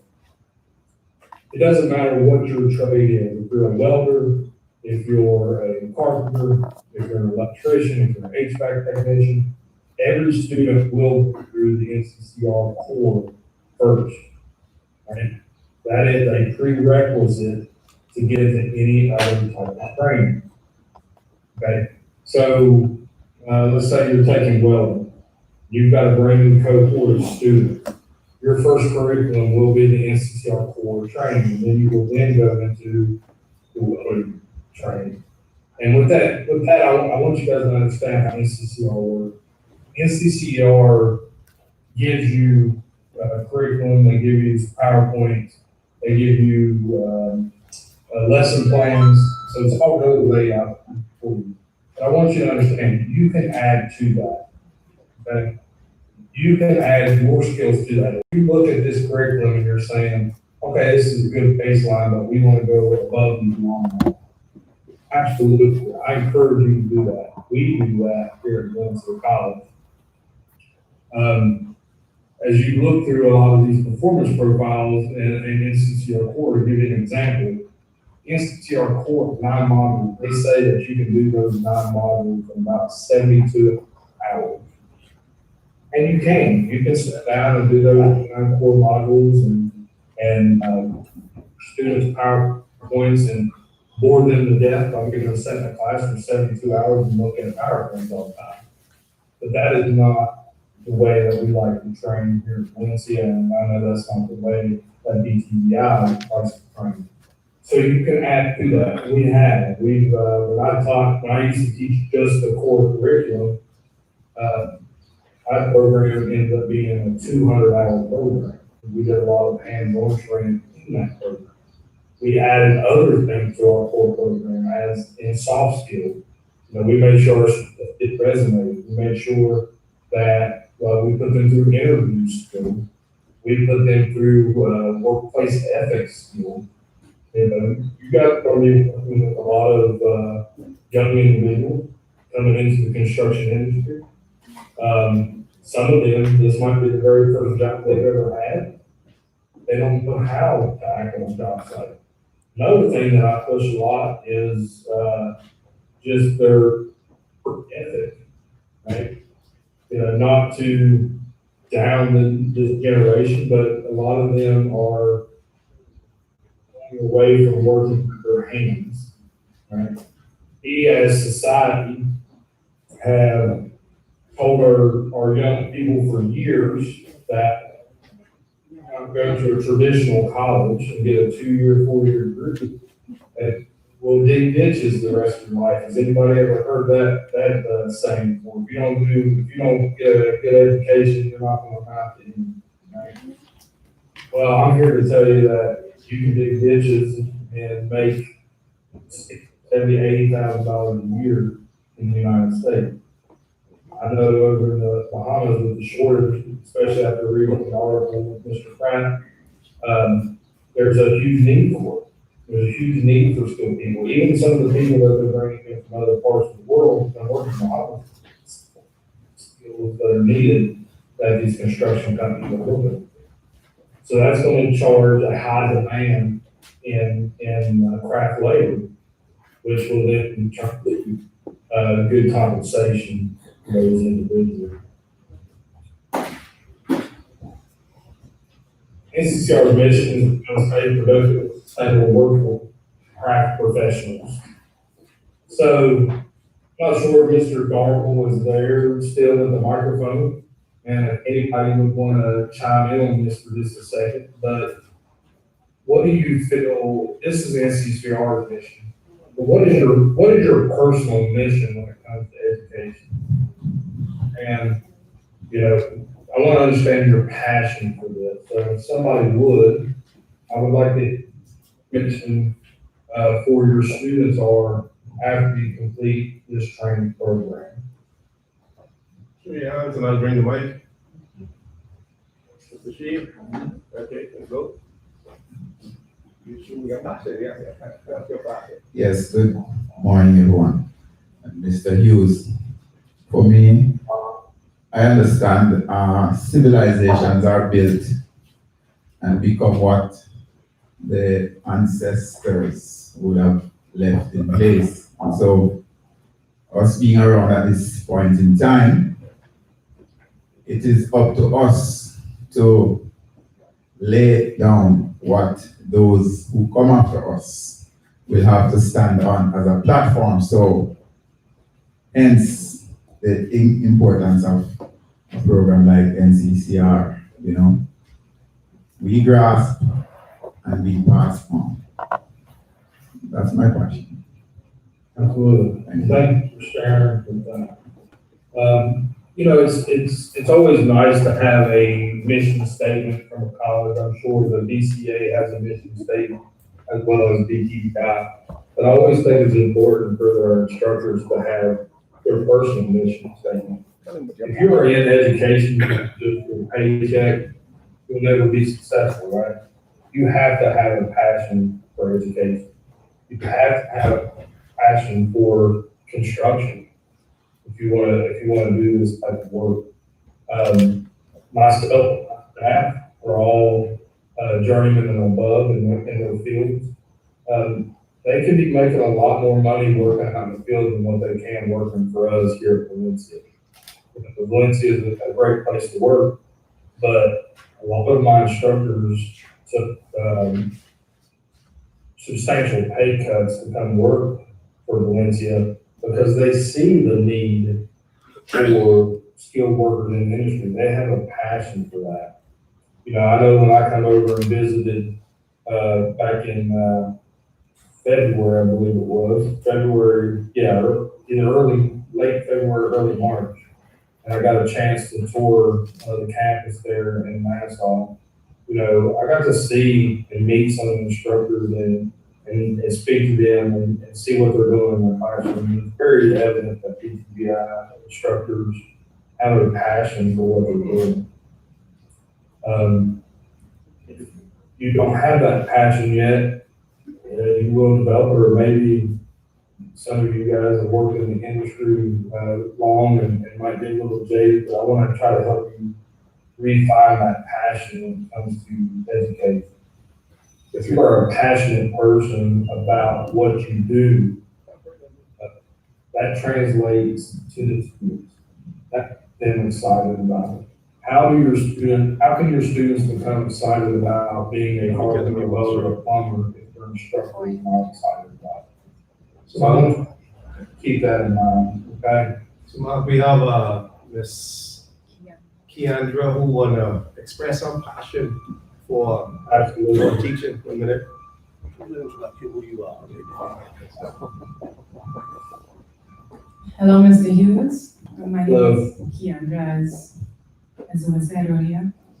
I'm a former student of BTVI, and although I have some interest in educating, as Mr. Shields mentioned, the passion is to pass on what our ancestors have taught us. And I too believe that that is important, also to build off of that and also progress in a better way for our societies, our communities, whereby our stories are expressed, a lot of the persons will be remembered by their legacies, and the construction environment is the physical, I believe it's the physical legacy that our ancestors have for us, and how we can better improve and continue to progress as people. Absolutely. The next on here. Good morning. Morning. I'm Kendall Davis, and I've been with BTVI for 12 years. I teach plumbing and help along with some of the other trades. But my passion, along with basically with just teaching what I have learned over the years, is to try to instill the idea of punctuality. That means getting to work on time, before the time you should be there. Then along with that, to teach safety. Now, once it seems once you can get that in them, then you try to get them to develop some good work ethics, and then teach them the other parts of it, whatever trade it is, as you and some Ms. Knowles and Mr. Sheila said earlier, what you're going to teach them, what you would have learned. But punctuality, getting to work on time, being safe, and once you're at work, work. And I think we can develop some really good artisans to prepare us for the work that we have ahead in this country and anywhere in the world. Thank you. Thank you, sir. Okay, Mark, I have two more persons just indicated. Good morning, Abigail Butler-Sands. I am extremely passionate about getting students to understand that the technology, the way things should be done is how things should be done. It's very important that we leave that legacy, because if they start to slack off right at the beginning, they will continue to develop bad habits. So if they know right from the beginning that the good things, the best things, the techniques should be stuck to, that is what they need to remember. And I'm very passionate about that. They need to know the right way to do things and how to get it done properly at all times. Thank you for sharing that. Good morning, my name is Ms. James, and I've been at BTVI for a while. My area is electrical installation. I am twofold within the technical stream, meaning that I teach at the high school as well as I'm teaching at BTVI. My passion is really driven by the fact that skills are what are important in order for us to exist within this world. If you look around, you would see that skills are important. So my passion is driven out of the fact that kids need to be, first of all, be prepared for the industry. They must have those setting skills. They must have those skills which promote effectiveness and efficiency in terms of completing a task. So as I attempt to teach, instruct, dispense information, my motto is that you must come into this environment knowing what the environment has to offer, be prepared to be effective and efficient in the environment, and use your skills so that you can maximize your potential, so that you can benefit yourself as well as benefit the country at large. Thank you. Awesome, thank you so much for sharing that. Thanks. I agree with what you guys are saying. I think that as an individual, it's always great to see what mark you're going to leave on this world, right? We're all here for a very short amount of time. And how are we going to help change the world for the better while we're here? And then for education comes into play. You're leaving your legacy through the lives of the students that you're able to teach. The one thing that I always said, with individuals that's been in these craft professions for years, when they decide to retire or leave the industry, you're not losing an employee, right? Yes, that person's gone, you have an opening, you try to replace, but you're losing all that institutional knowledge with them. When a person leaves that's worked in the industry for a long time, they might be taking 30, 40, 50 years of experience with them. And that is where, as instructors, and that's really where, when you start looking at your adjuncts, that's who you want. You want that in, has that passion for the trade themselves. Now, the things that you will run into is you'll find someone that has tons of experience, but are scared to get in front of a classroom with students because they have never taught before in a traditional classroom setting. And that's where this training comes into place to try to help them overcome those fears. But that is something that cannot be replaced with a college degree. Someone that has done carpentry for 30, 40 years, that can't be replaced with a 40 degree. When I look at someone that is a master in their trade and craft, to me, that's a doctorate. That has put the time and the effort in to learn that and to understand it. And they should be revered as experts in the field and looked upon just as if they were a doctor, in my opinion. They have put the time and the knowledge, and we want those individuals to pour into the lives of our youth and to keep alive. We are, as well, in the Bahamas, but in the United States, we are a couple million people short in the craft industry. That goes across all crafts. Right now, I have a power line that is graduating this week. This Thursday is their last day. They've been through a 15-week program, and they're going into an industry that right now, 50% of the people that work in the line industry are eligible for retirement.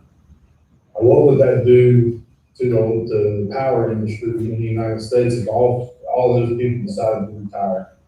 We'd be in really bad shape. We have one of my partners that I work with, which is OUC, Orlando Utility Commission. Their head trainer, James Alexander, is a good friend of mine. We work very closely together on the lineman program. He mentioned to me probably about 2 years ago that if all of his journeyman linemen that were eligible to retire tomorrow, they would only have one journeyman electrician in the entire company. That's scary. It's scary for the company. It's scary for the residents that depend on that power to be restored when power goes out. but you won't have the young people beating down the door to go into that industry. And the main reason in that industry is because they just don't know a lot about it. They don't know the life that you can have, the money that is there to be made. So going back to our passions, that is your job as instructor to express that. I love that. I'm sorry, I have a little bit of audio issue, but one of the people mentioned that, you know, one of their big focuses is to make sure they come on time and be punctual. That is an absolute must in any of my programs. We start class at 7:30 every morning, and I tell them we start at 7:30, not 7:31. I'd rather than be an hour early or a minute late. And that's how I try to live my life as well. But the reason we push it so hard is that when they get on the job site, there's no hoops. I've worked. You didn't make money. I work for companies that if you were late too many times, they tell you don't worry about ever coming back. You know, that work ethic and I'll be honest with you, that is probably the hardest part about our jobs, in my opinion, is because I'm a firm believer that you can't really teach work ethic. You can enforce it, but it's hard to teach work ethic. It's hard to teach someone, you know, because think about it, we were up 18 at one time, right?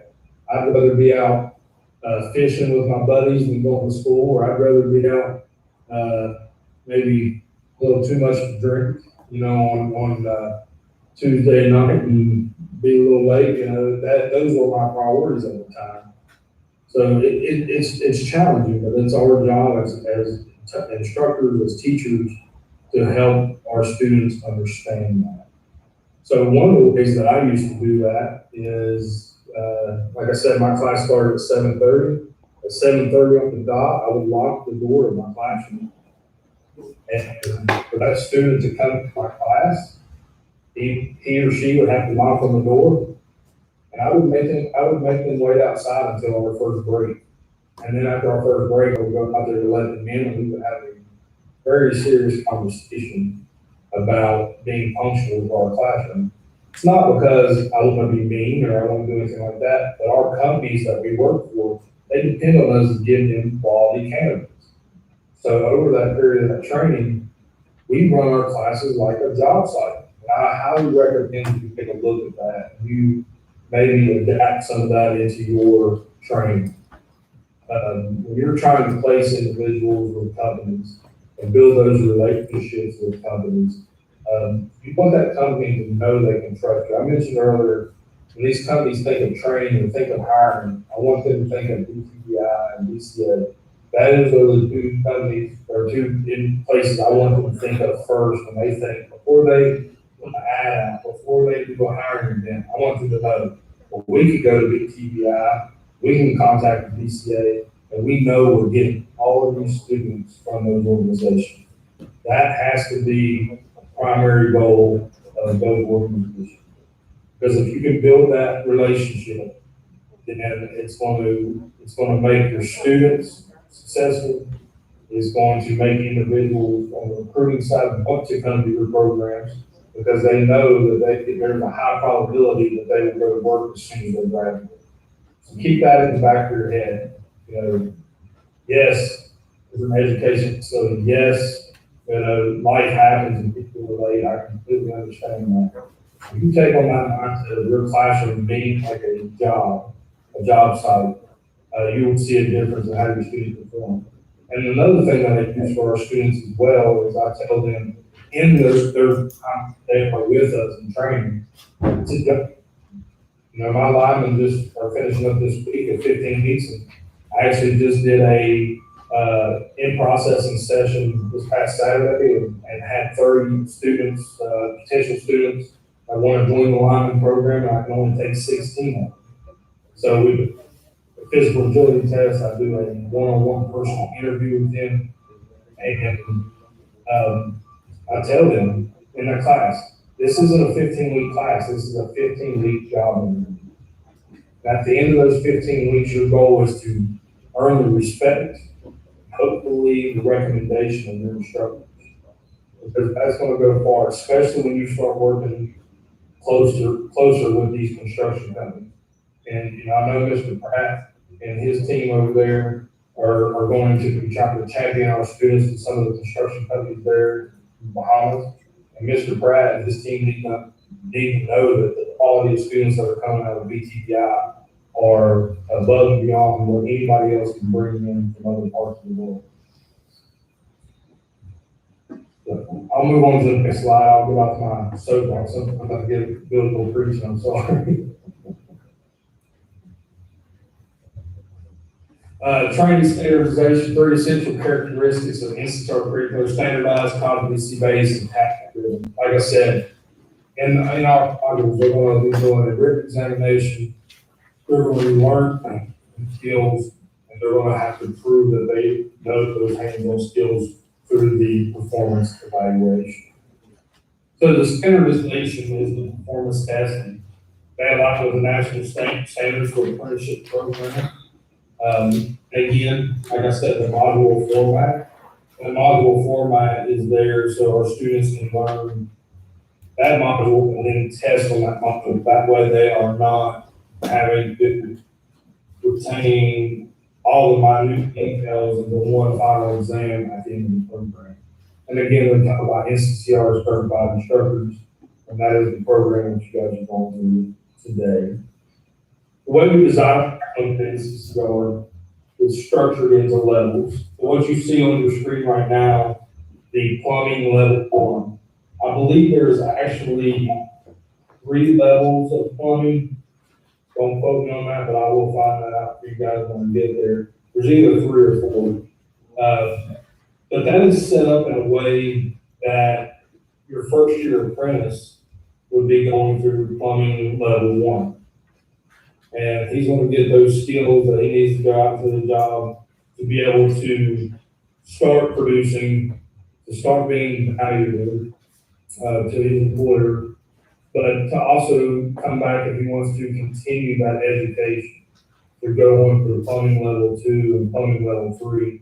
And by the time he finishes those 3 levels, he would be considered a journeyman plumber. Okay? And with that being said, remember, we're going to take that core first. We're going to have the core certification and plumbing level 1, 2, and 3. So really that's going to be done over a 4-year period, right? We can put them through level 1, level 2, and level 3, all in back-to-back time. They need that experience. They need to be out in the field. They have to have that to be successful. Again, that module format we talked about is design flexibility. So let's say you have decided to do a night course. Maybe they only come to class 1 night a week, you know, or maybe do a weekend class. So they come, you know, every Saturday and every other Sunday. Whatever schedule you come up with is designed so to be flexible for our employees. And that also goes into the idea of doing incumbent worker training, right? I'm sure you have companies out there that do plumbing that might not have anybody that has any type of certification. Not to say that they don't have the clearance, they probably do, but they don't have the certification to go along with that. And the great thing about a certification is that is something that is yours to keep. If I go apply for a new job, and I can put down all the experience I have, but I haven't been able to prove that without a certification, right? That's then taking my work for it. And unfortunately, I can write anything I want to on a resume. I can look like the best plumber that's ever been alive on a piece of paper. But if I have no way to prove that, you know, the certification, of course, they're going to want to see the hands-on skills. But those certifications, along with that resume, you in the door to give you the opportunity to do that. They meet or exceed U.S. Department of Labor apprenticeship standards. So like I said, if they're going into a carpenter 4-year apprenticeship program, it's the same standard, or they exceed the standard of what that apprenticeship for the union actually requires. Set the written exams, but like I said, we're going to be doing online exams we're going to go ahead and get started with that right out the gate, so you're used to it. That way, there's no need to have to transition to that next August anyways. Then the performance profiles, or performance tasks. So let's say, I'll take core for instance, or safety performance profile. We're going to want to see that they know how to properly inspect all their PPE and protective equipment. We're going to want to see that they're wearing it all the time in class when we're doing a task. We want to see that can they climb 3 points of contact. Do they know how to properly don a fall arrest system? Those are the type of things in the safety module. But in component groups, you might say proper soldering of copper pipe, proper slope on drainage pipes leaving the structure. Things like that are going to be in those type of performance tasks once you get into the specific trades themselves. Along with being an NCCER instructor, it comes with instructor resources. And we actually have an instructor resource center that you can go to. That's through Pearson. That's where your PowerPoints are going to be. Some of the curriculum is kind of the old standard of the new standard. So the older curriculum, they haven't revised yet, which they revise usually every 3 years or so, has the old annotated instructor guide, meaning it's the book, but it has all your information broken down the sides. The new way they design curriculum is that the curriculum will come with a separate book for lesson content. But it also comes with a PowerPoint slide presentation and some password protected. Again, these PowerPoints, these are your ability to add to. We don't want you to take away from anything that NCCER has on their PowerPoint, but you can always add to the PowerPoint. So again, with your years of experience as instructors, as educators, in your specialty fields, you can add to them. If you see something as you go through these, preparing for class, you're a welding instructor, you're looking at your PowerPoints, and there's some things that you want to add to it, please feel free to add slides to it with your own spin on things. Okay. And again, the program characteristics, again, flexibility, registered, apprenticeship training, task specific, helper training, multi-skill, cross-skill training, German in-person upgrade training, and there's stackable credentials, meaning there's a sequence of credentials. So when you take your NCCER core, you're going to have those 9 modules on your transcript and the certifications in your core. And then you're going to go and do archery level 1. You might do 16 modules. And all those modules will be on your transcript, and you can fit all of them, have archery level 1, and so on and so on. Okay? So they're all designed to be stackable on top of each other. Program characteristics, verification of craft, professional knowledge and skill. Register system provides a database for all NCCER credentials and online verification. Again, that card I showed you guys, each one of your students, once they complete the core, will be issued one of the cards with their NCCER card number on it, as well as you guys as instructors. And that's a good selling point to your construction partners as well, because you can show them this website and tell them, hey, you see one of our students come in and they apply, do their online verification, go to that website, type in their card number, and then I'll actually show you every training class and every certification that they have through NCCER.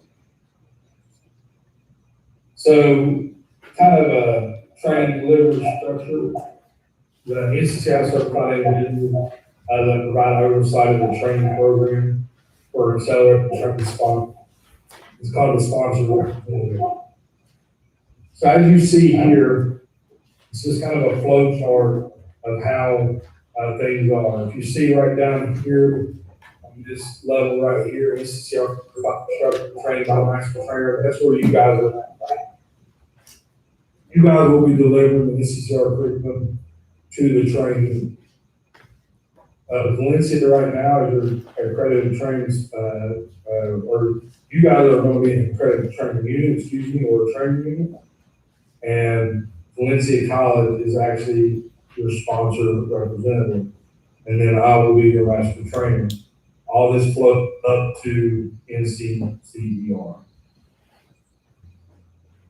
The AST is responsible for all locations functioning under its accreditation.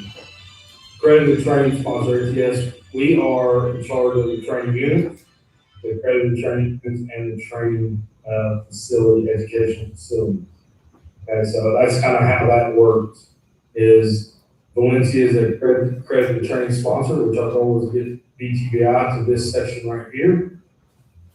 And then for now, you guys will be a training unit, either a training unit or an accredited training unit. Our goal is to get you to an accredited training unit and also have other training units through your high schools and all of that.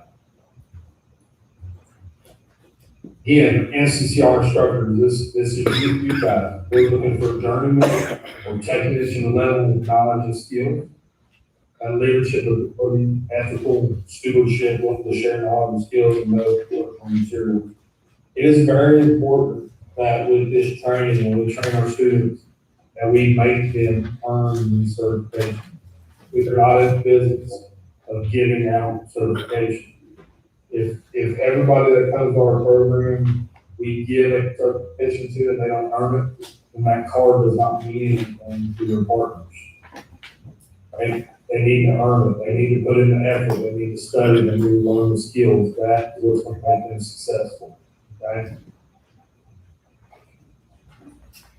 Your responsibility as an instructor is to follow the guidelines, policy, and procedures of both the NCCER and the ATS. Follow all safety practices and procedures. Show stewardship.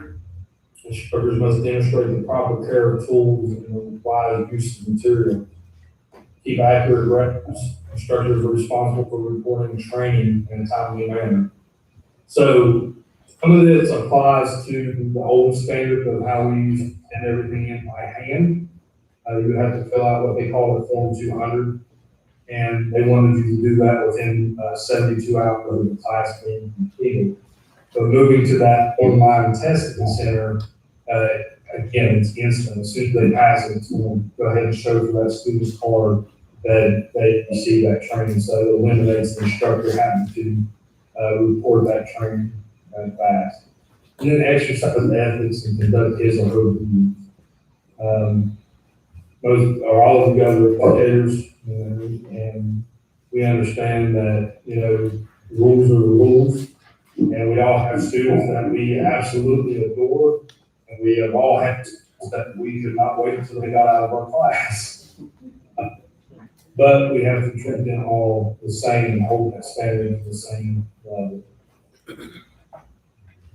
Some other training certificates offered through NCCER, of course, the master trainers, and then curriculum performance evaluators and proctors.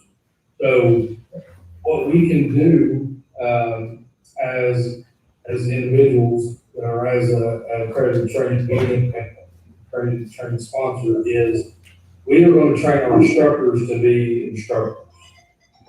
With that, you will also become curriculum performance evaluators and curriculum proctors.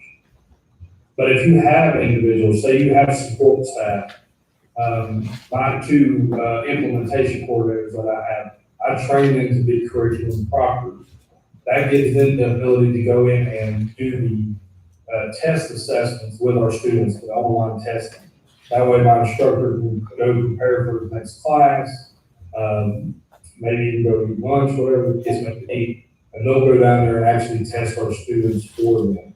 I think it also brings a little bit more legitimacy, because it takes the instructor bias out of the class. So if I was an instructor and everybody failed my exams, I feel like I didn't do my job, and I might need to an instructor maybe helping to pass a test that, in a way that's not ethical.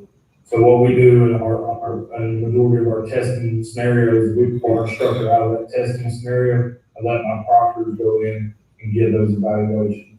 that is a separate class. So as we move forward with BTVI, that is something you're interested in, we can definitely do that certification for some support individuals as well. We'll go through about 3 more slides, and then I'm gonna actually have to cut out so I can get to the airport. And we can finish this out tomorrow. But I'll take a few more minutes to go through a few more slides, and then I want to open it up to questions real quick. Special program, the HOPE program, we do the pipeline program. Construction safety program is the safety model work, so the students will get other certification for that. And then they also have a rigor and signal person certification program. I have an instructor that is a rigor and signal person instructor, so he trains our students outside of the NCCER curriculum. We went through another program for him to become an instructor, and I spoke with Mr. Marvel about that as well. That's another program, certification offered to the instructor for these students. I'm going to skip over the pipeline trainings. Really has nothing to do with you guys, and it's not going to be on your exam. Real quick, like I said, the program's going through the United States right now, so they came up with this special training program for pipeline training. Okay. But I did want to talk to you real quick about the construction site safety program. Again, like safety training, customizable for students. Specific instructor qualifications are required. You guys are going to be NCCER instructors with construction. Again, that site safety program is equivalent to OSHA 10.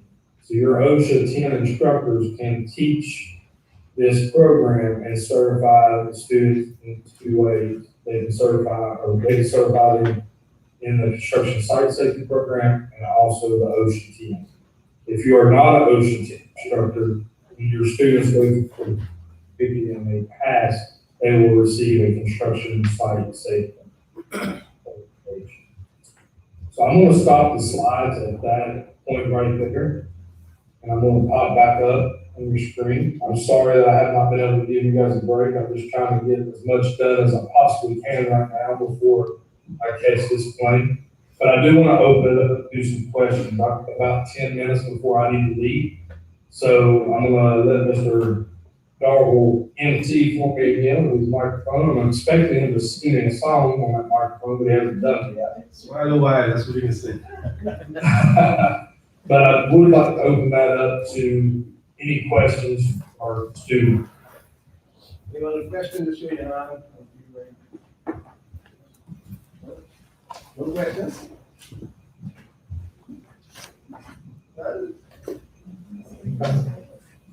I will.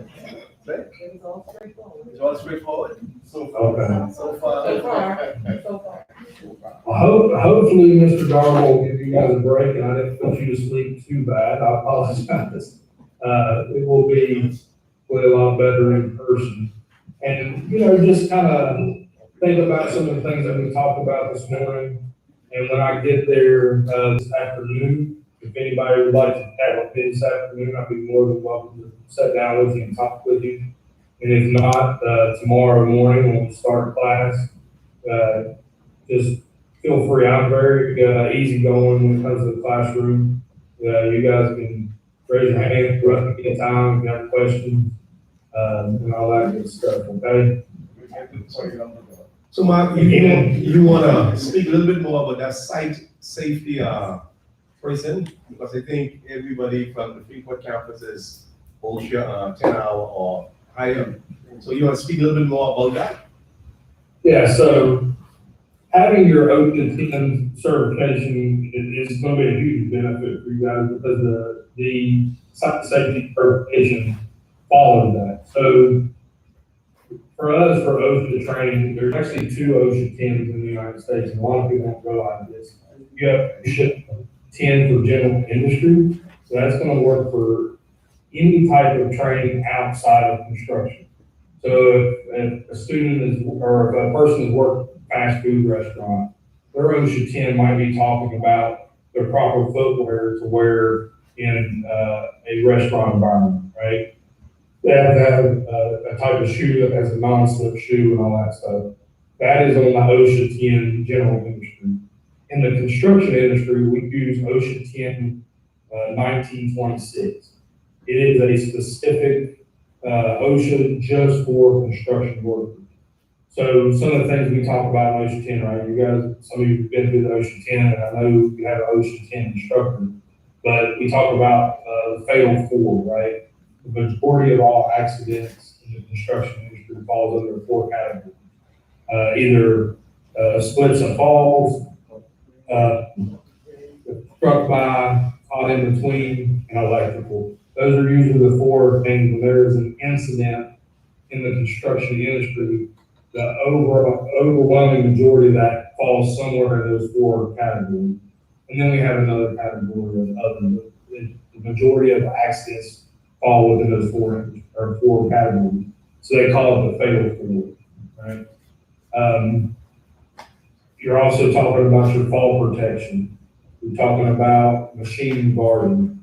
You're talking about preventing electrical shock using GFCI, ground fault circuit interrupter, right?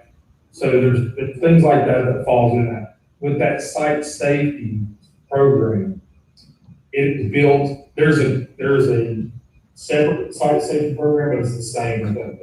It doesn't really make sense, but once we get to part of it. Matter of fact, you all got a copy of the NCCER 4 book in the packet, correct? So if you look at that module 1 in that classroom book, that is the safety module. And I would encourage that your OSHA instructor that you have, Mr. Gold, maybe take a look at this glance through it this evening and see how well that lines out with OSHA 1926. So when you're just go through that core curriculum, every student will go through core curriculum, no matter what the trade is. That is the first, everybody will go through that. When they go through that safety module, they pass the written exam, online exam, and they complete the performance profile that's submitted, they will then receive a separate certification in their packet that says site safety certification. So that is actually pretty new. That probably happened a couple of years ago with NCCER. When I first started teaching NCCER, they did not receive a separate certification now. So, but now they do. So when they get their cards mailed to them, they're going to get, I think it's 2 or 3 different certifications along with their card. They'll get the core, they'll get their site safety certification, and forgive me, I'm not sure what the third certificate is. But all that comes in that package lesson. So even if all you taught them was Mr. Hughes? they're going to be able to put on the resume they have 3 different certifications. All right. I encourage you to add other cert to your training program. Excuse me, Mr. Hughes, I just would like to interject of something based on observation and something to consider. I know that the OSHA standards is very comprehensive, especially in the US, and is systematically incorporated into companies, regardless of whether it's construction or different industries. And you mentioned carrying out training in the classroom that would mirror doing work on the job site. So with that regard, I think it's important to try to know how to implement that in environments whereby OSHA may not be acknowledged or enforced in the way it is where you are at in the US versus where it is here in the Bahamas.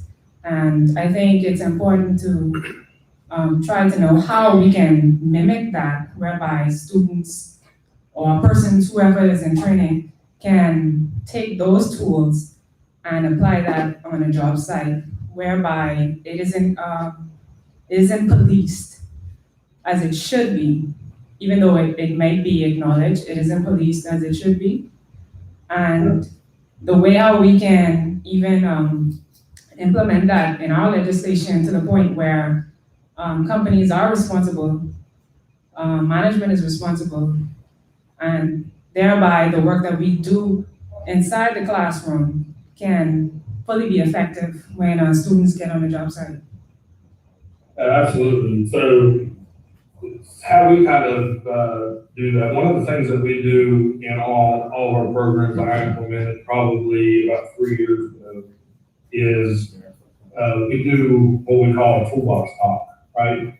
And in the construction industry, it'll be called different things. Sometimes it's called tailgate talks or whatever. They call it whatever they want. But what that is every morning at the beginning of our class, we do a safety briefing on the topic.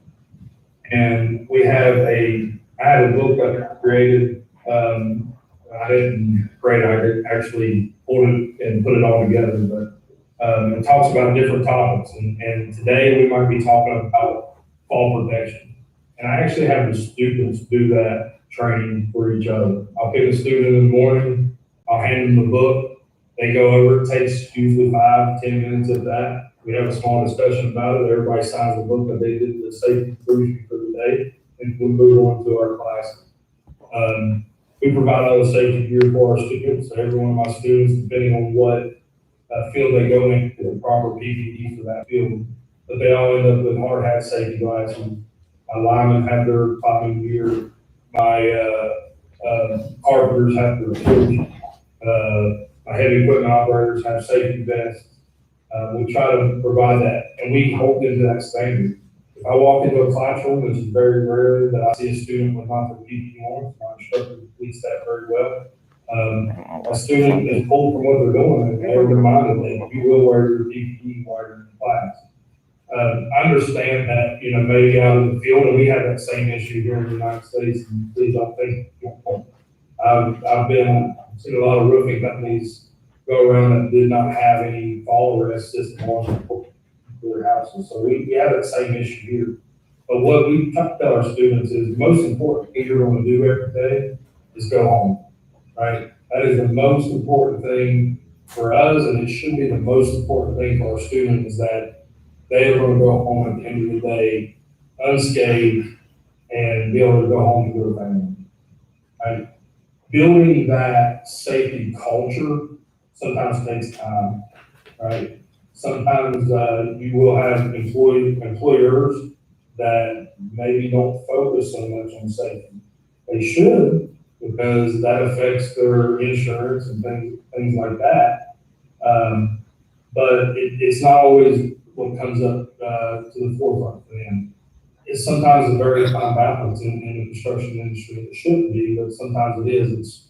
Sometimes they look at it as production over safety, right? And that should be, it should be safety over production, right? I would rather be, a little late on my goals or anything like that, but all my workers are safe. And the thing about it is that the companies that don't focus on safety that much have probably never been hit with a major incident here in the United States from OSHA. If you have a reportable accident to OSHA or God forbid fatality, that's going to cost that company a lot of money. And it's also going to limit them on the type of contracts that they can receive. If you have a poor safety record at the companies here in the United States, and I don't know the ins and outs of everything with the government, but hopefully, as you guys continue to build this type of training course, you will eventually be able to have a representative that can speak upon this to the government and help to regulate that a little bit more. But with these within the United States, if they have a poor safety record, they won't get any state contracts, they won't get any county contracts, and they won't get any federal contracts. Not to say that stuff doesn't happen. We have a major road project through Orlando right now. It's called the I-4 alternate project. It's been about think we're going on about the 5th year in it. It was supposed to be a 7-year project, but it looks like it's probably more closer to a 10-year project. But in the years so far, they've had, I think, 4 or 5 fatalities on that job site, right? And during that time, when they have a fatality, it shuts the job down. OSHA comes out, has to do their investigation. They lose production over that. Usually when there's a fatality on a job site, there's a lot of new safety measures that are put into place. So that cost of retraining your employees is incurred. If you have to provide that safety product for that, for all of your employees, you incur that cost.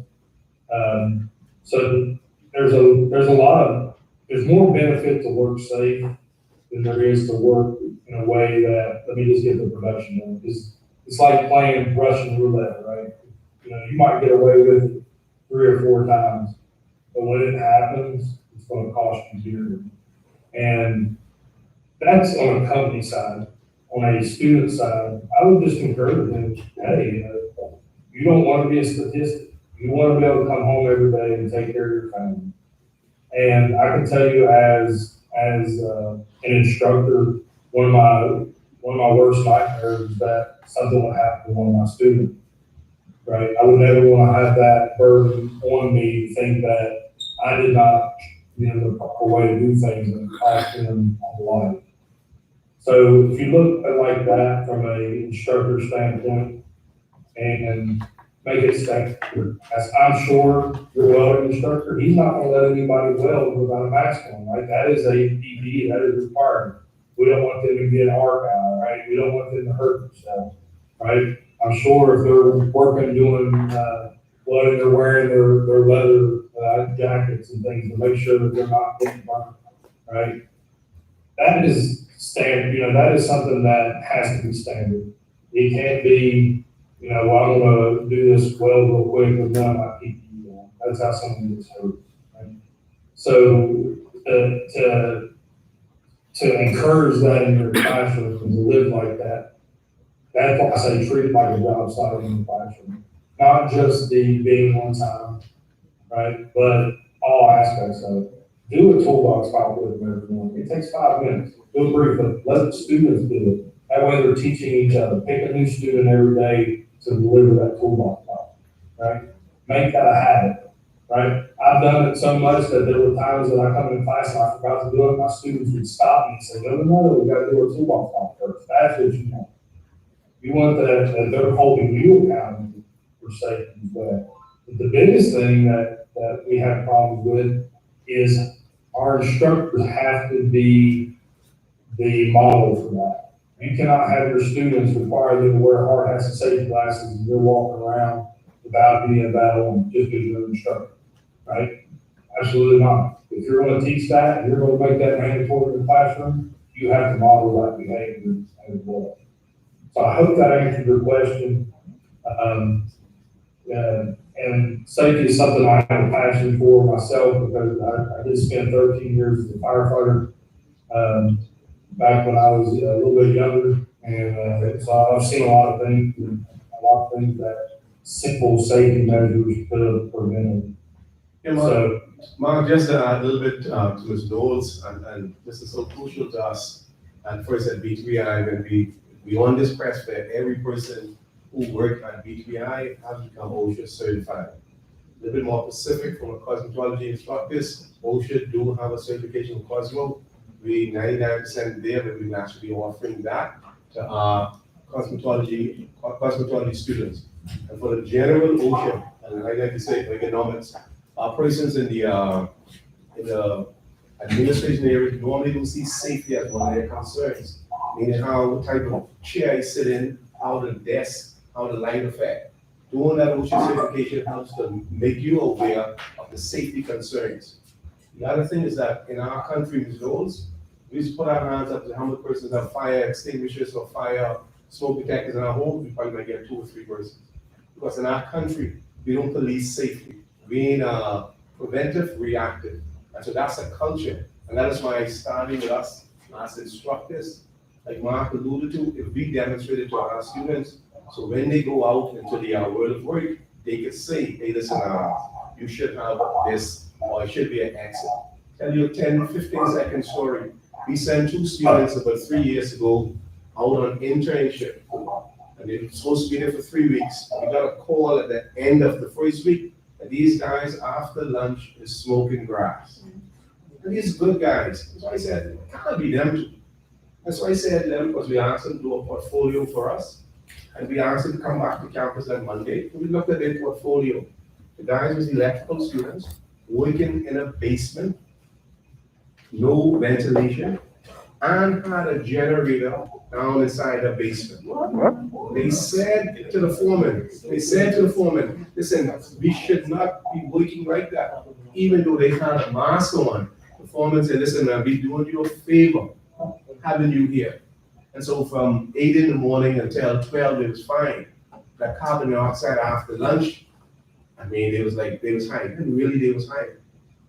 And that's why I asked you, did you say to your supervisors that, hey, listen, I shouldn't be working like that? So again, as instructors, we got to be able to say to our students, when you see a hazard, you got to identify it in a professional way, but don't let them lead you to death. And that's where the student should step back to BTVI. Listen, no thanks, I ain't going back there because they have me working in the basement with not proper ventilation. And so again, the way how we say it, because a lot of time we'll walk down the street or even on the school property and see a trip hazard. But we say it isn't our business. Safety is all our business. So once we see it, we have to own it. I think that's the culture. And you know, I think you're speaking about. If you walk around the armored construction site, you can pick up a pound of nails easy. Yeah, that's a culture. We have to change it.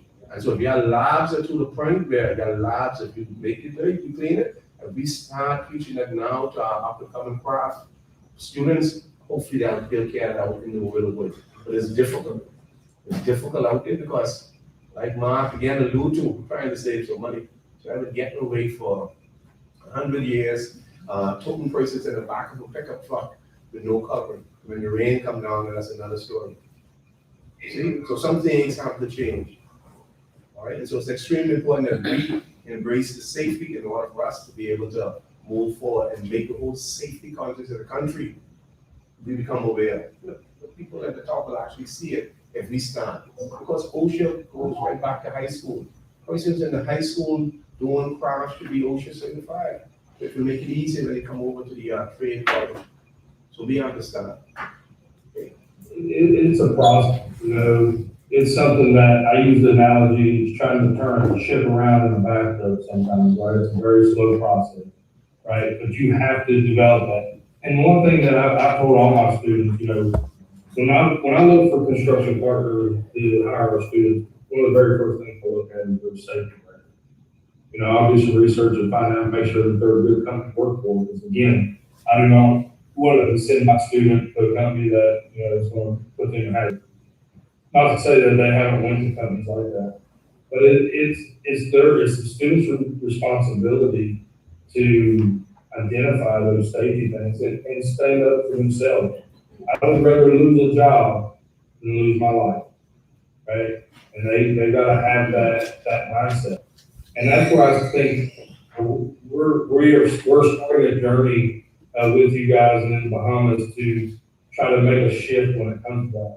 And I think that should be one of your biggest priorities, right? We talked about the building codes. You have great building codes, but you don't have the enough people to really enforce that sometimes. The safety should be the priority, right? So building this culture in the Bahamas, building this culture starting with BTVI and how you train your students. And I highly encourage that you get a representative that can get into the ear of those government officials to really hold that, make that a priority, right? If you develop that safety culture, it becomes second nature. We have a great program in the United States, the OSHA program, right? Like, you know, OSHA 10, it's a great program, but we still have accidents, right? We still have fatality, right? Some of that stuff all of it can probably be preventable, right? But it still happens. But it does not happen as often now as what it did prior to, I think, 1972 or 76 is when they developed OSHA. Prior to that, there was a lot of fatality. You know, I worked in the mining industry back home. We used to have, we've had mine incidents that killed hundreds, one time in the mining industry, a long time ago. Now, we still have accidents in the mining industry. It's a dangerous job, you know, but you don't see us having fatalities of that number. You know, the biggest, to make your fatality a few years ago, we had 29 individuals killed in a mine that I worked at from an explosion. But years ago, that would have been a couple hundred people killed in that mine explosion, right? But absolutely, you know, mirror it in your classroom. Take that on, take that role on, and you know, teach your students to say, hey, this isn't safe. You know, if I'm going to be down in a unventilated room doing something welding or something of that nature, you know, I'm not going to do that. You can fire me if you need to fire me, but I'm not going to. Our goal is to build those skills up to the point where that employer is going to be like, all right, let me get a ventilation fan in there for you, right?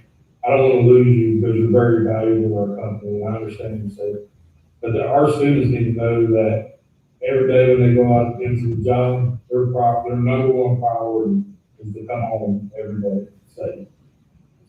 So I want to leave you guys with that.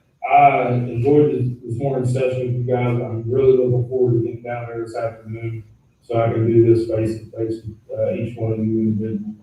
And again, if there's anything I can help you with, help you understand with, please do not hesitate to ask me. I will bring plenty of business cards with me as well. And I will try to make sure each one of you guys have my contact information, my email, my office phone number. That way, even in the future, please feel free to email me, call me. And if there's anything I can help you with on an individual basis, I'd be more than glad to do that for you guys. Okay. But other than that, I'll turn it back over to Mr. Darwin. We'll get out of here, and I will see you guys in a few hours. Okay.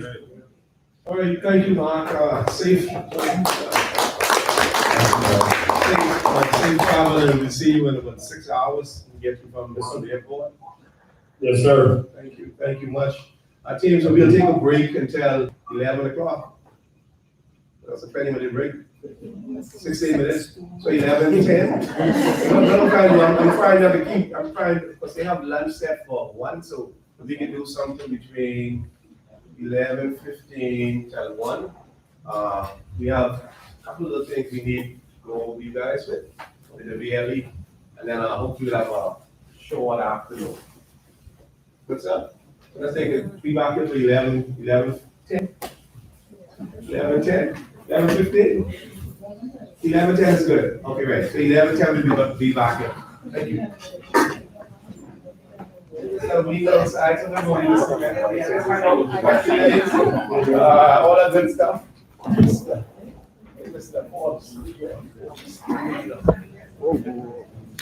Thank you.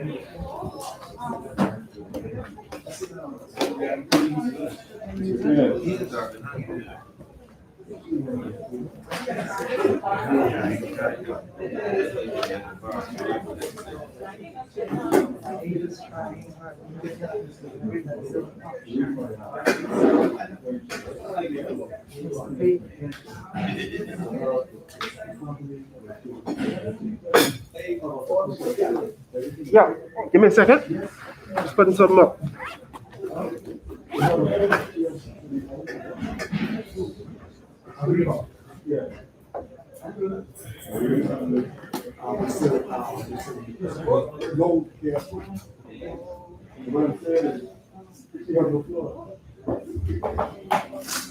Oh,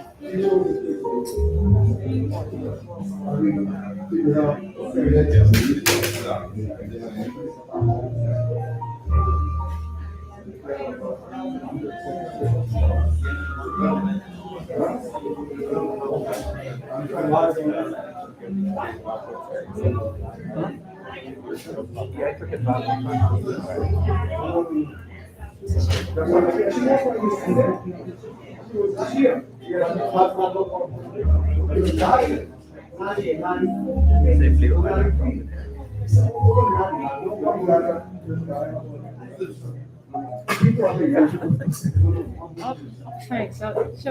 I was gonna take it, but appreciate it. Thank you.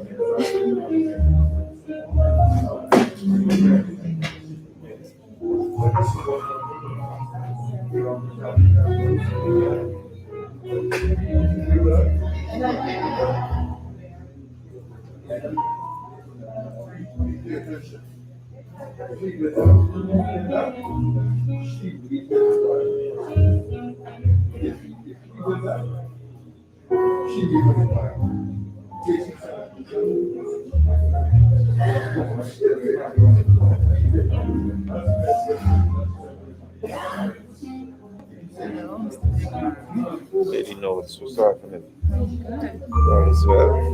I haven't seen you from the last time I saw you. Likewise.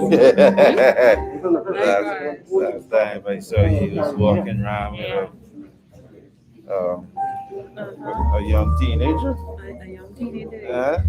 How's she doing? Yeah, you could say teenagers, guys. I'm ahead now. That's how long I've been seeing you guys. So funny. How's she doing?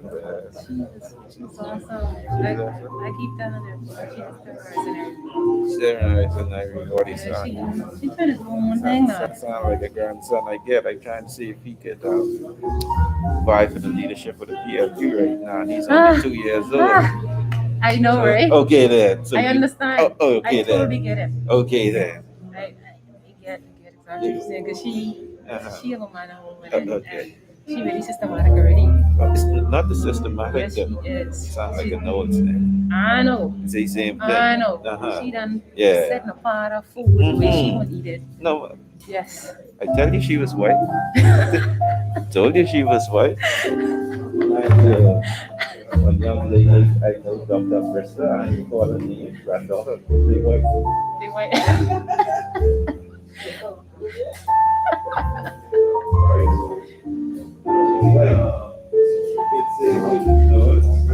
Same here. Here all week, eh? Huh? They say be here all week, just about. Yeah. It's going good, bro. Huh? It's going good. Amen. You would come around, you have to bring it.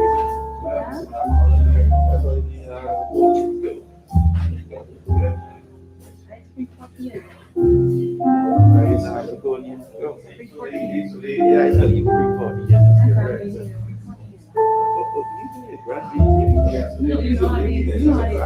Yeah, yeah.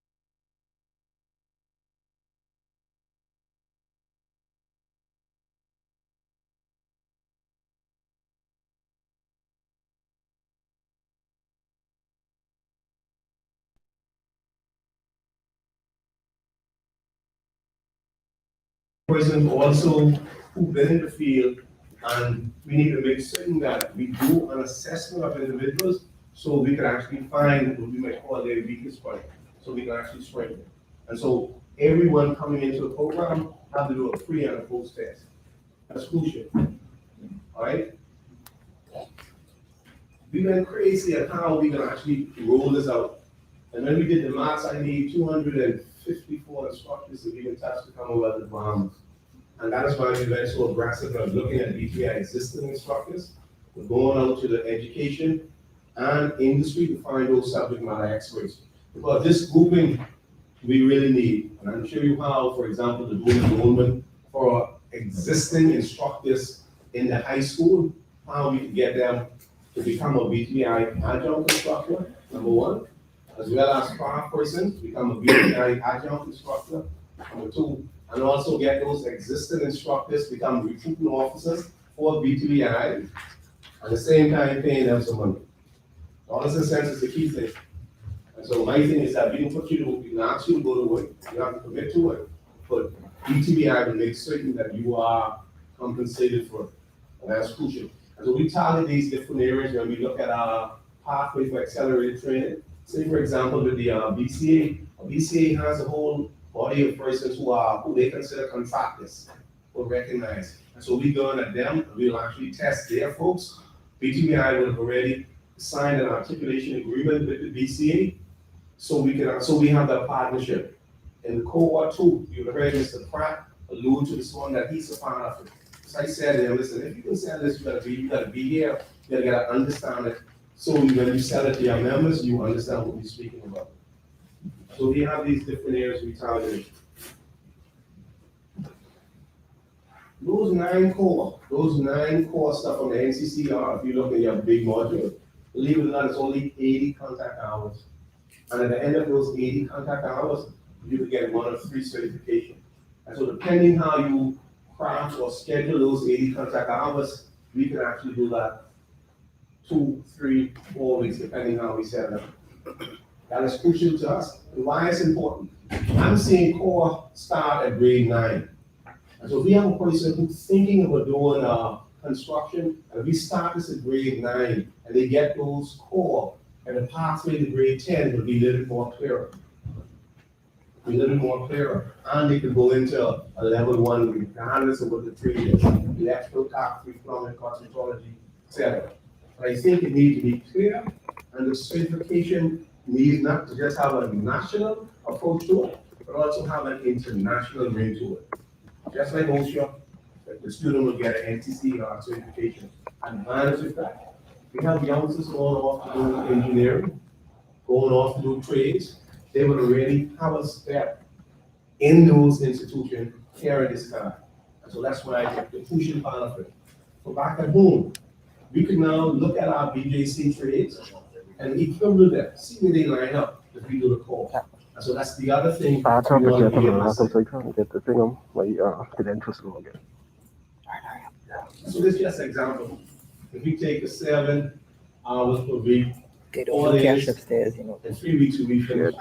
Finish with your dad first. I even increase it to say They don't get 84 going hours instead of 80. Just we have to do some damage control, some theory. And you will get exposed to NCCER testing, which is all online. So when they finish module 1, they go and they take that test right there, online. You will hear Mark allude to Pearson View. One of the reasons you will hear us talk about you have to get a clear understanding how to navigate online is because a lot of the materials can come from Pearson View. You can hear Cengage, and BTVI is already affiliated and utilizing their text. And if you used to go to Cengage have all the simulators for any trade you're thinking about. They already exist. Lesson plans have already been built. The simulators, like I indicated, have already been set up. One of the things that have to happen, we have to expose instructors to how to utilize that platform. And so this is that big push to online and utilizing online.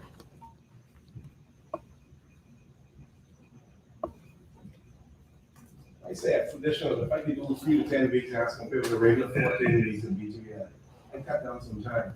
It makes it easier for me if I want to sell a BTVI accelerated program. So you say it to Albany or Hotel here, and listen, we can take you, got your guys in, and in 3 to 10 weeks, we can have them free up with some level of certification. One of the things, those 400 Mexicans came in, they had some level of certification that they could show to their country standard. We only have certification, and we recognize in ours in electrical and plumbing. HVAC, or even auto mechanic, you say ASC certification, where we get it from, is still a challenge. So our thing is that if we are affiliated with NCCER, now we have a standard we can measure. So if a company is coming in and say, listen, we need to know if you have certified drywall professionals or electricians or carpenters, we say, listen, we only have them, we have Then you ain't from talking about the link itself. I'm going for the NCCER. link. And we can So the actually link show. over there on Plus, we Albany. go Yes. on the NCCER So I gotta go site back on Why that. you never put that expose up like them that? to your You say? You can't go back to that link because you already doing So over that's there. the You other look at the thing. history, you can go back there and get it. All right, go on, let me see. No, they did it last time. I'm sorry, man.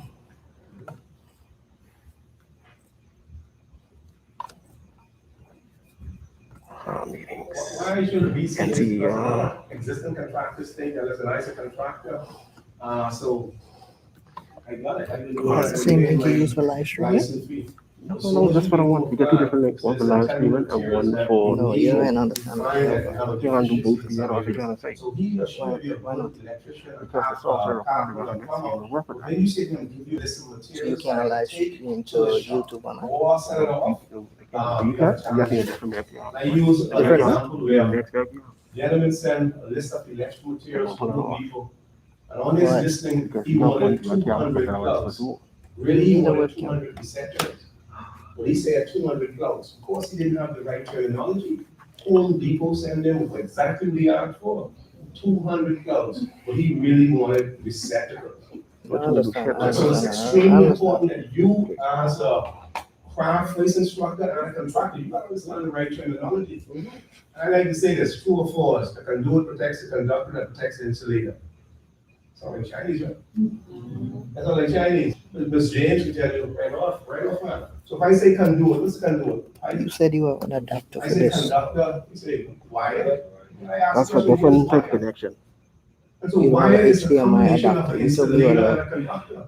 But Some- nobody never Majority told us that I want for this, that's a different type of connection. All right, and so it's extremely important that we have a clear understanding of terminologies as craft instructors and contractors. This one is crucial for us as So it don't make no well. sense you Where Albany put was up looking that. for apartment technicians, and they wanted to see. Oh, you mean people could go directly Look to at the Zoom building, then? Exactly, yeah. do that. We just say, Like this is that. why we rent Streaming the just for archiving purposes. Yeah. One of the That's things not that live we stream, look that's at a what they Zoom. cover. 300 people could jump. Now we have the apartment technician. If you do that, We then that's the fix best you could do. dryer, stove, That's microwave, not what you AC, wanted, but one of those stuff. So it's a one-stop guy. So we gotta be able to step out of the traditional box because the industry is saying that to us. Post that and let's go. Extremely important. Alright. So we actually gave them a plan, BTVI do some stuff with them. This one is there to me, it's dual enrollment. So we started talking with dual enrollment over the last 5-6 years at BTVI. One of the things with dual enrollment, the guiding folks normally give us people who we say can't read and write. And so that's what they normally push in the trade. I speak of the guiding folks all the time. My thing is that when you look at the 9 core, you don't see nothing saying English. You see construction math. That is crucial.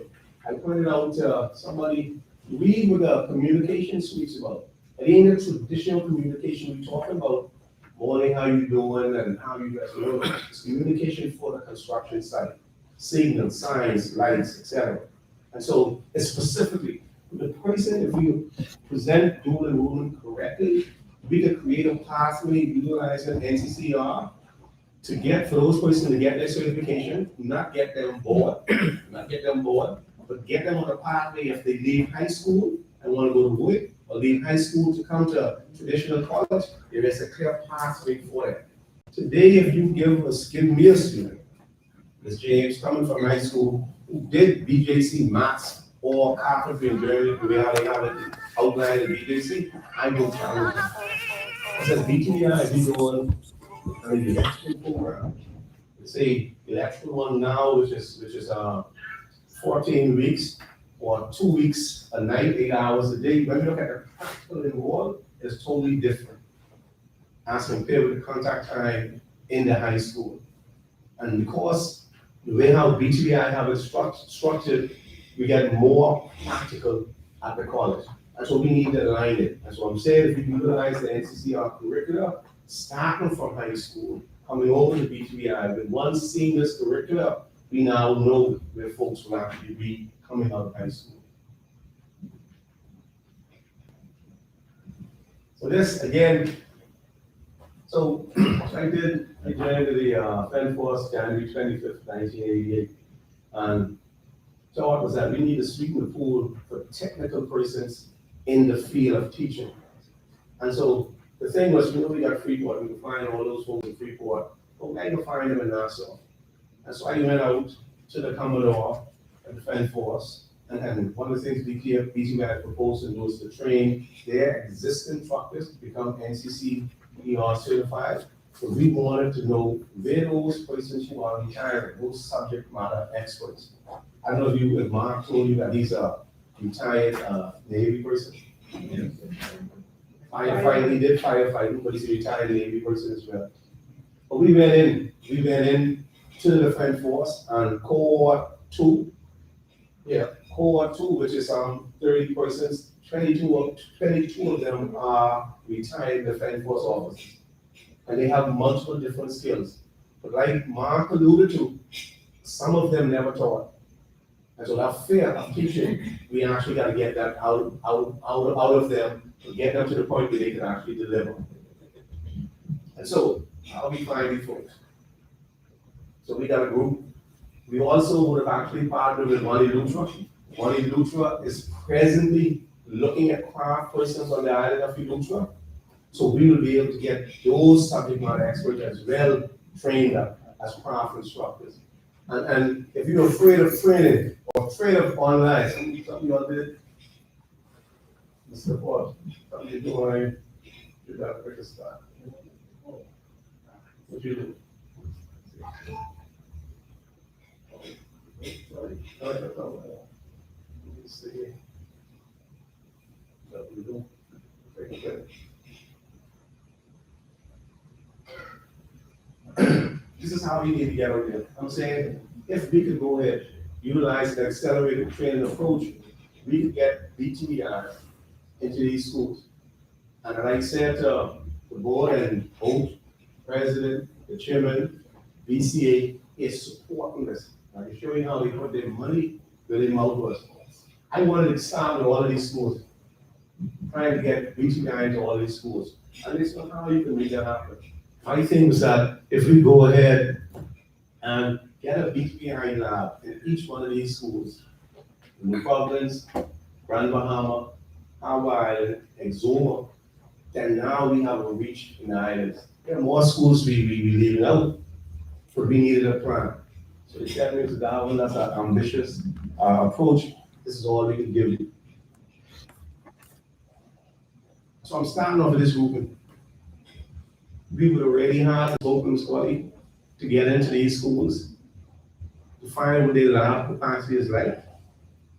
We already went into the schools in Exuma and in Coakley, the schools, 3 schools in Elutra, as well as the schools in Nassau, and so we know what their needs are in reference to the labs. I can need, if I do carpentry, plumbing, everything I need instructors here. Today, we have 156 technical persons in education. Hopefully it was last week where 42 of them retired because their time is up. So we need trained persons to actually get in to assist how BTVI can help it. I'm seeing dual enrollment as taking place in the high schools between 3:30 to 5:30, where that instructor, if it's a high school instructor, is recruited to become a BTVI adjunct instructor. Or if we have to take McWeather from the container port to get him in the high school to teach his trade, he is looked at as a BTVI adjunct instructor teaching for BTVI, being compensated by BTVI. Why we want to utilize or start with the Ministry of Education, folks, is because they're already there. They already have a pool of students. They can now say, listen, you're interested in carpentry or you're interested in the trade? Listen, I think you should actually come along and do this after-school program. Why after school? Today in the Bahamas, afternoon school is actually left for, well, if you're doing some sports or you're probably doing a club, nothing for the trades. Absolutely nothing. So imagine if we can have Mr. Wilson to a school that's 3 to 5 teaching welding, or Mr. Roker teaching auto mechanic after school. With those 5 or 15 persons now staying to school to do auto mechanic. Now we can start closing that skill gap and utilizing the curriculum. And Mr. Roker to say to them, listen, you're graduating in another year or 2, you could be coming to BTVI proper with a level 2 or a level 3, depending where you start. And you will already have an NCCER certification. That's the thinking behind it. And the key thing, the instructors will be looked at as a BTVI adjunct instructor. So if you're in the high school between 8 to 3, or 3:30 to 5:30, you're a BTVI adjunct. And this is how it helps the community. Instead of everybody trying to come uptown, we can actually go downtown to 8 Mile. Also, I'm seeing that we can actually, through BTVI, do professional development in those areas where you would already have a lab. So if you have older folks or person who just recently graduated, wanting to do some level of training for BTVI, they don't have the need in their community. That's the other part of it. And so the target audience, just want to show where we pull our pool for instructors. I want to see how we actually going at them aggressively. And that analysis is key to us. We have the Defense Force. We got BCA. We have a number of folks already here from the Ministry of Education.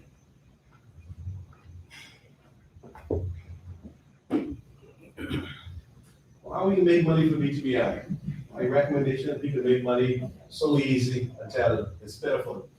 Imagine if you get JA. That grouping already exists doing a craft training. And so somebody from the recruitment team, when they go into JA and say, listen, we want this group this year to do basic carpentry. Or we go into the ranges, where the ranges is now over 5 islands. And we say to the ranges, let's put a technical arm. So the ranges here in Grand Bahama are now getting craft training. Target audience. The one that is dear to me is the church and the senior citizen.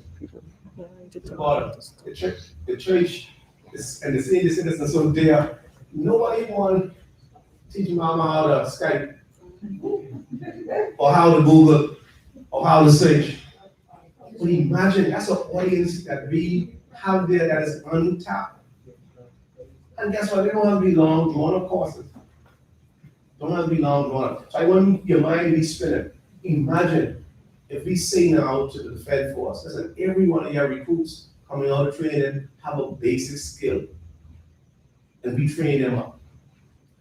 And I don't just want you to see this from the core construction trade, I want you to see it from everything that BTVI have to offer. From office right down to IT and all that good stuff. It's a demand there. The hotels are crying for it, both in the front office and in the back. So that audience is waiting for us. Tell me, Mr. Dr. Mark, if you're ready, so I can speed it up. What are the high school students? How do you suppose that they pay for their certificates or be able to consult some of the courses? That's a good question. So one of the things what we found was that BTVI was given a number of scholarships last year. The person didn't take advantage of them. One of the things Mr. Gabe, who's the AVP for finance, was able to secure, let's get those persons who's in the dual enrollment program a scholarship to take part. We still in the iron out phases, but that's how we propose it. However, technical education isn't cheap. To run this course here, this ain't cheap, right? And so my experience with dual enrollment in the past, we charge the students $300. I'm saying to you, if we say to a parent, I need you to pay for your son or daughter kit, and then you show them the positive point for it, they most definitely will find it fun. Most definitely.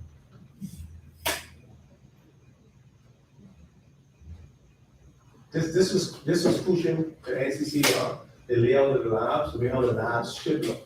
And we had to go in to actually pull out the requirements for the lab and give a view. BTVI have already committed, I think, $409,000 to some 8 or 9 labs.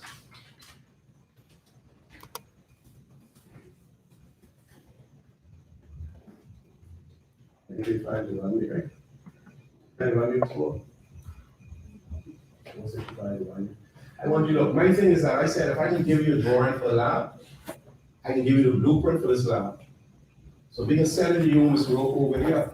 Put over there some basic standard we have. A lab should have a toolkit, a pool room, so we can store stuff.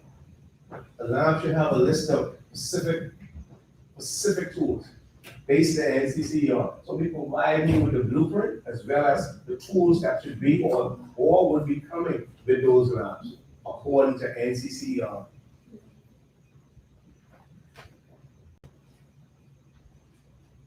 Even if it ain't identical, but that's one of the things with the chairman, he said, Mr. Cowley, I see you have almost like some 9 or 10 different type of laboratory. So I said, think about different type of laboratory that exists. If I'm teaching plumbing, I can have a sample of the different height, low, short, side, etc. If I can be efficient inside of it. But we gotta be able to defend it. Also, we gotta be accountable. And that's one of our biggest challenge. Our biggest challenge, once we provide these labs in a different location, who we can hold accountable. That's one of the things we're working on the logistics on that. These just lab stuff. Solar is one of the big things that is coming. We gotta start thinking about who we can find here for capacity building. Today, I normally say back home, my carpentry section, when I look at the age factor of my existing carpenters, and then government saying 65, you have to retire. So my carpentry team is actually out the door. But to be a master, you should be almost 80 to be a good master. To be in the field and say you're good at it. And so my thinking is that we have to look at the same time we need to start thinking about capacity building, who we can pass this trade on to, how we can do that, how we can make sure that we have the relationship with persons that, wait, Ms. Knowles, I remember she was the first student at BTVI, right? And now she's back here wanting to give. You know? And so we have to start selling our trades to persons that they want to come back to give, to be the second or third generation of our craft instructors. Somebody got to do solar, because we got so much solar here. We gotta get on with solar. And that is one of the other requests that we're pushing to do. We actually spoke with US Solar International, that's in Colorado. We are in talks with them now. They will actually do some training with solar, and we most definitely can get someone here on the ground in Freeport to do some level of training for solar and the certification. I can stop right here because it's all now lab stuff. I just want you to see where our mindset is coming from and reference with how I was there with the lab. I will get Dr. McPhee and the school because one of the commitments, I don't know if this colleague would have exposed her to a commitment letter, the application, your resume. So listen, the training that you get in here, BTVI paying for it.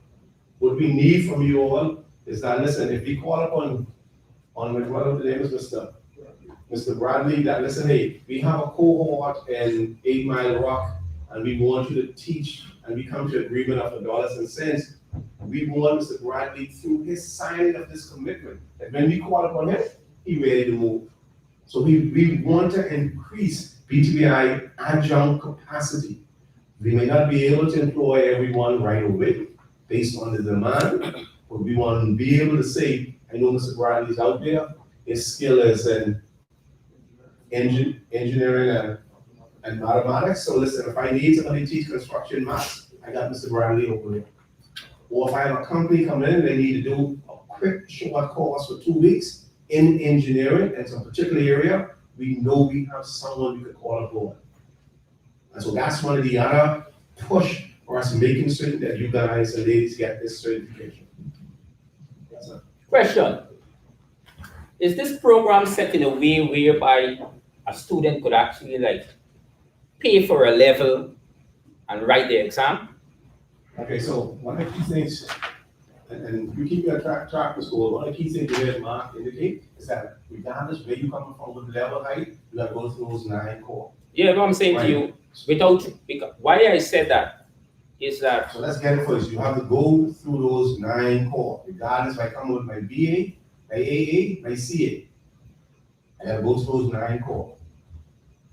Because let me give you an example. I did my regular maths. I got my bachelor's in mathematics. So when I say how I take Pythagoras theorem and present that to carpentry, a carpentry student, or I take A union B, how I present that to a person doing tiling. Totally different concept. And so that 9 modules, which is so crucial to understanding because it's relating to construction. Another example, if I say I'm going to measure something in auto mechanic, I can use a camera, that measuring tool. Or if I do an electrical, I can use a regular measuring tape. Or if I do an electrical drawing, I can use actually a Google. I will get the same measurement, but the technique and the tool itself is different. And so that maths to the trade is specific. We don't find that in the traditional maths. And so that is why those 9 core, and that's why I'm saying, look at communication in particular in those 9 core. That communication is how you signal, literally how you signal, up, down, and all that stuff. It ain't communication how we speak with eye contact. And so it's specific to the trade. That's very crucial. And so if a student don't do the 9 core, then it's difficult for him or her to actually say get into level 1 or 2. However, NCCER has an assessment tool. So Mr. Scott said, I'm a master carpenter. Take me through that assessment. Let me see where I am. And assessment there, if you pass the assessment, then into that level. But you got to do those 9 core. Yes, sir.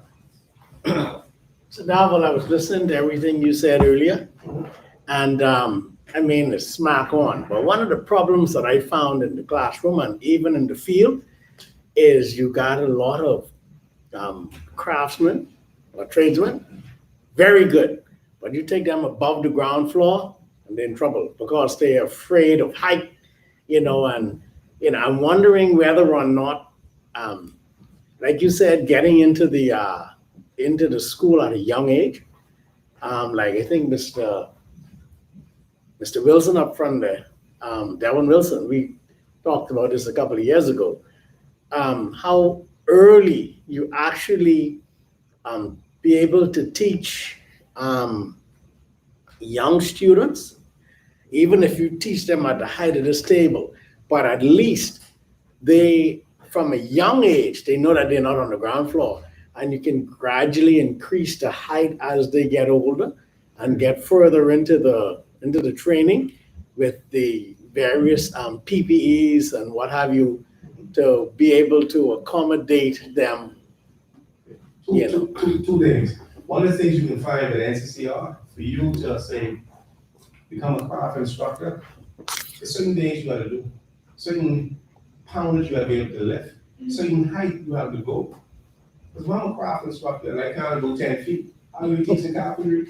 I'm just not going to build a model. Let's be real. If I can't lift 30 pounds, that's a challenge. Yeah. So you'll see through the booklet when you read it, there's some basic physical criteria that you have to be able to satisfy. So if I say, Mr. Electronic person, bad boys who rape our young girls, provided guilt, villain, plus or minus, then electronic folks here. Understand this, James, understand it, right? But if I can't look at a resistor and identify the colors on the resistor because I colorblind, I can kill somebody or myself. Yeah, and so there's some basic stuff that you as an instructor voice have to be able to satisfy. Okay? All right, I've been signaled, I think I got Dr. Martin. This is extremely important. This part of it is where we have Dr. Martin. And this is another course you enroll in. She can give you an overview. Even though you're doing MARC, 4 days for the NCCER, one of the requirements that BTVI is saying, if you can teach for us, you have to understand pedagogy, being able to teach. And Dr. McPhee and the IIT with the NANO have developed a number of courses. I think Mr. Roper and Mr. Davis and a number of existing instructors will have been on to the BLE training. You will be exposed, the school is responsible for this, exposed to getting you all signed in to a BTVI class. I think one of them may be self-paced, the other one will be where it's led by Dr. McPhee. But this is a training, it's the other part of it. And so, you know, follow Dr. McPhee.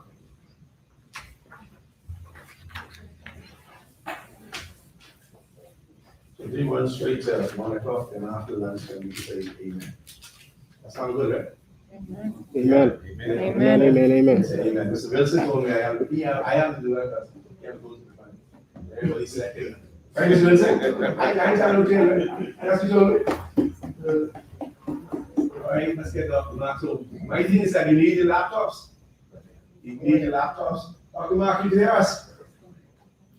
I can't hear you. I see a lips moving. I see a lips moving. Did you hear me? Now I got you. All right. Someone else in feedback. So we'll put your thing on mute for us. No. You need headphones? So you said you need some headphones? Dr. Mark, you need some headphones?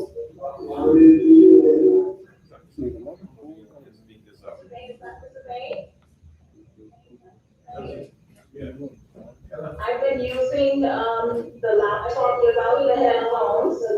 It's not the system that I'm using in the office, it's the laptop. Should be getting the feedback.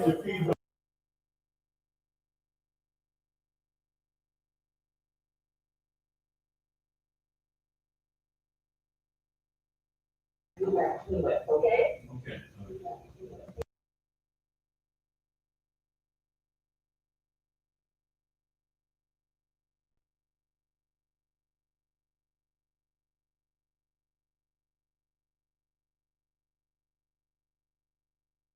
So that's stop recording.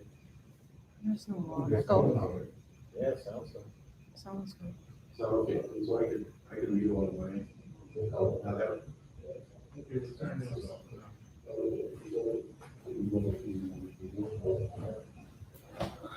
No, she can go ahead. I turned it off from here, so she shouldn't. Okay, Doc, we'll try. Bain? Yes. Mr. Bain? Yes, we're gonna mute from this side, so you can continue. Okay. You guys are ready? Yeah. From this side.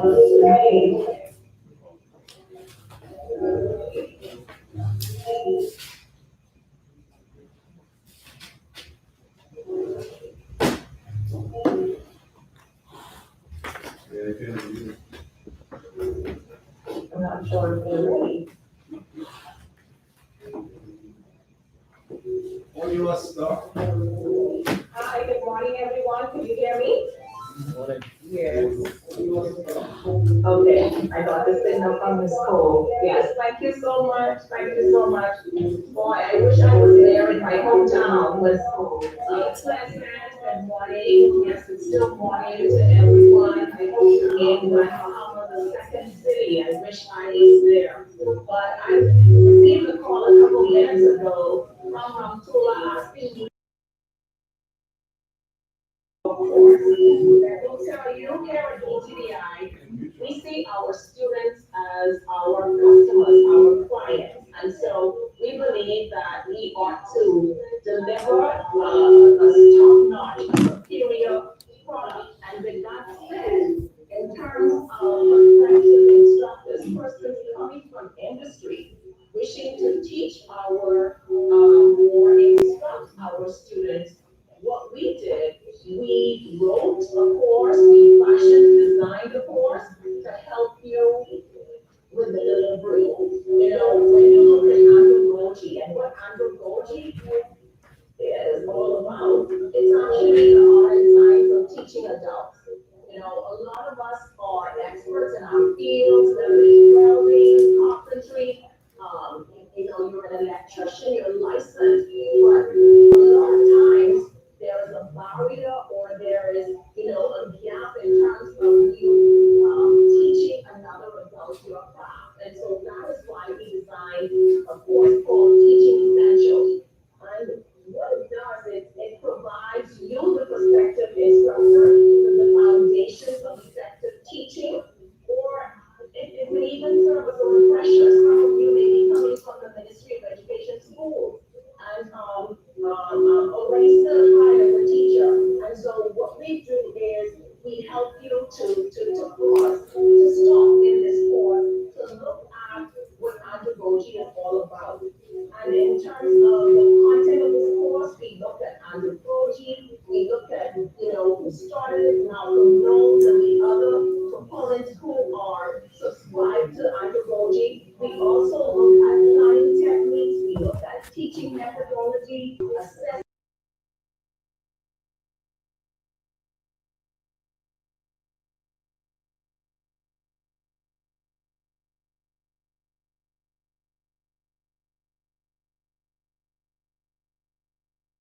So basically, we are offering some of our courses in a blended model. And so we look at how is it that we can create an environment that is conducive to the adult learner.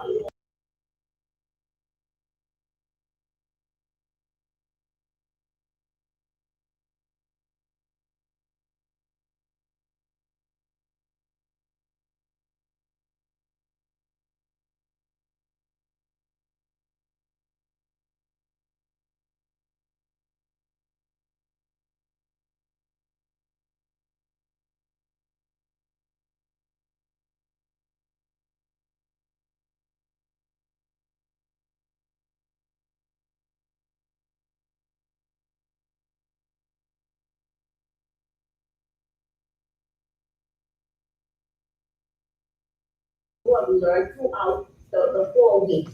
And so, it's a lot of work, it's rigorous, and nothing comes easy, but we want to make sure, be certain that whoever we place into classrooms and charged with, teaching our clients are ready. We have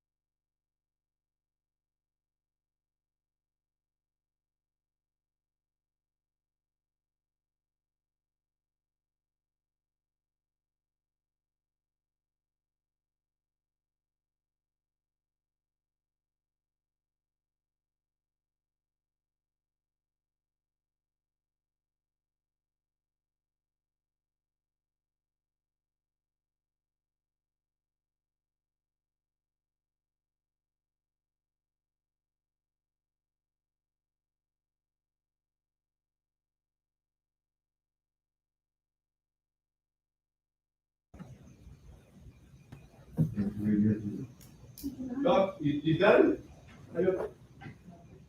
hello? Hi. The mic is muted. Doc, do you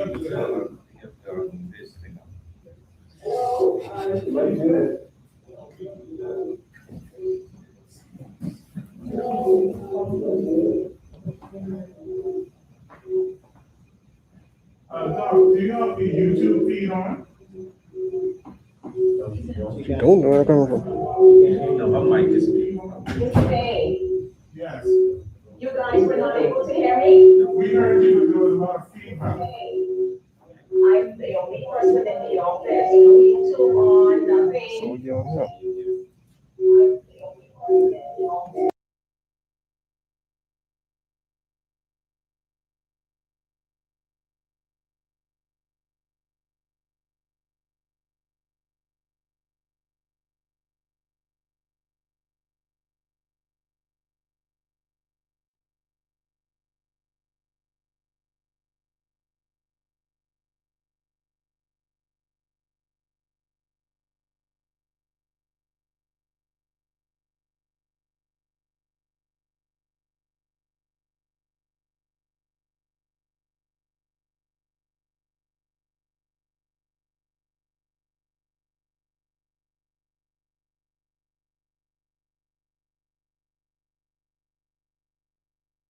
what we've done, we meet weekly on Wednesdays from 6 to 10.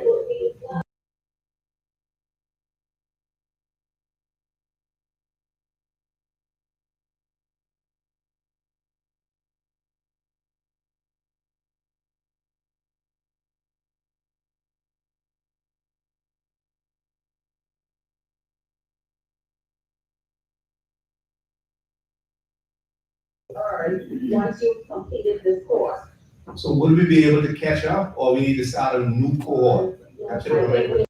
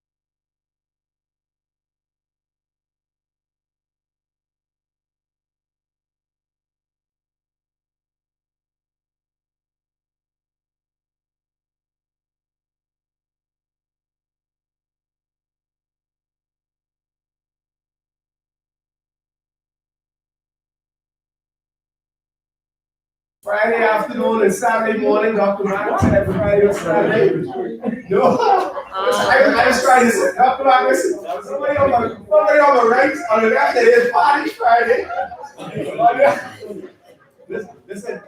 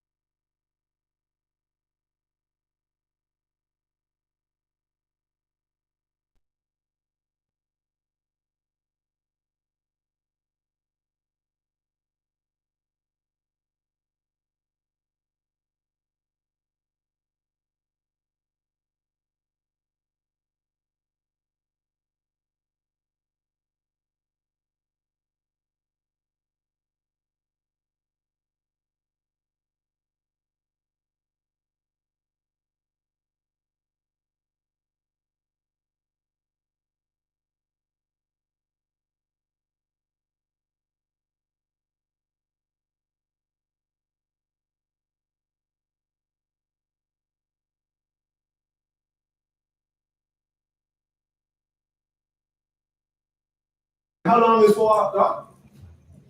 For 4 weeks. 4 weeks. 4 weeks. Okay, Yes, 4 weeks. it's short.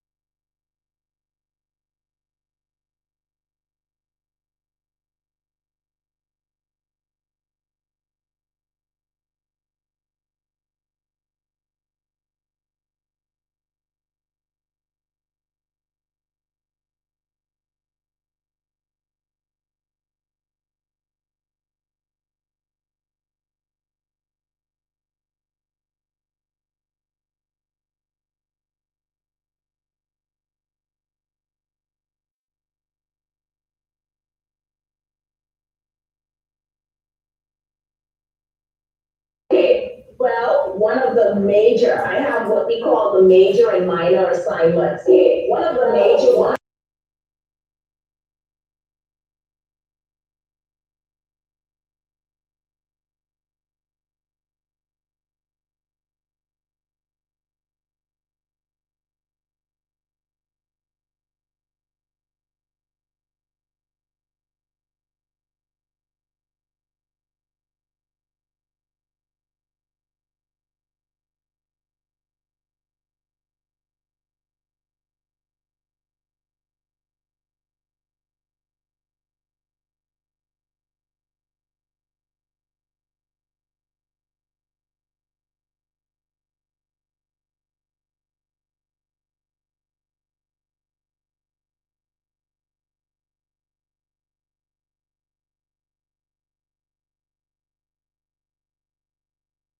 People lesson plans, your weekly lesson plans, you're going to have to generate or create 2 lesson plans from your area, all right? And another one that's related to that one. You are going to choose one of those lesson plans and deliver a demo teach. Every instructor that applied here at BTVI has to complete a demo teach. And so, I mean, you are in a good place. You're getting the course before you are asked to complete the demo teach. And the demo teach, we put that on file. And whenever there's a need, I heard Darvel talked about the need, you being hired and engaged when there's a need at BTVI. When there's a need, we need a carpentry instructor, we go back to the file, we can refer to the lesson demo that you completed in this course, and it's smooth sailing after that. And so that's just an idea of some of the major assignments that you have to complete in this course, all geared towards preparing you to enter the adult learning environment. Now, Doc, listen, I've been doing electrical for 20 years. You all asking me to come. Now you got to do this lesson plan. Where do you get these resources from? Listen, all of the resources are in the BLE. Also, the As an idea. instructor, as a facilitator of this course, it was my responsibility to make sure that the content is in the BLE. As a matter of fact, in the BLE is a lesson template. So you have to go and look for one. There's one that was chosen for this course that's standardized, and you just fill it in. Wow. Because I was a little afraid. Yes. You know, I was getting ready to say, no, that's it. No, guys, honestly, because the content is there, resources, extra resources are there. Reading materials are there in the BLE. Good stuff. Mm-hmm. Anybody else? Any questions for Dr. Mark? The course comes fully loaded. We have a question from this one over here, Doc. Go ahead. Sorry. Good day, Dr. Murphy. Good day. I'm gonna be a little honest. Everything right now that I'm being taught, because I've not been in the teaching industry ever, everything is foreign. So for me and probably a few others, because I work in admissions, would it be a basic training for us introducing us to teaching methods for persons who may not have any understanding of how to teach? Yes, definitely. The course is written that way. When I go back to the description, I deliberately designed it for a person who would have spent time in industry and had no training in terms of teacher certification. And so we start at the basic. Every course ought to start off with the theory, with the principles. And that's why we start off by looking at andragogy, looking at the adult. What makes adults tick? What motivates adults? You see, and so we start at the very foundation and then we build. And in our Zoom meetings, it's about teaching as well. There are some persons who may be more, coming with more experience than you. We allow them to share. We have some persons in the first cohort who have taught adults, and so we allow them the room to share. And we have persons who are involved in the prison project here on the Nassau campus, and so they were able to use those same examples and those same experiences to make it real in our Zoom sessions. And so not to worry. It's for wherever you start, in terms of this whole business of adult learning. Yeah. Thank you. You're welcome. It's not designed for persons to fail.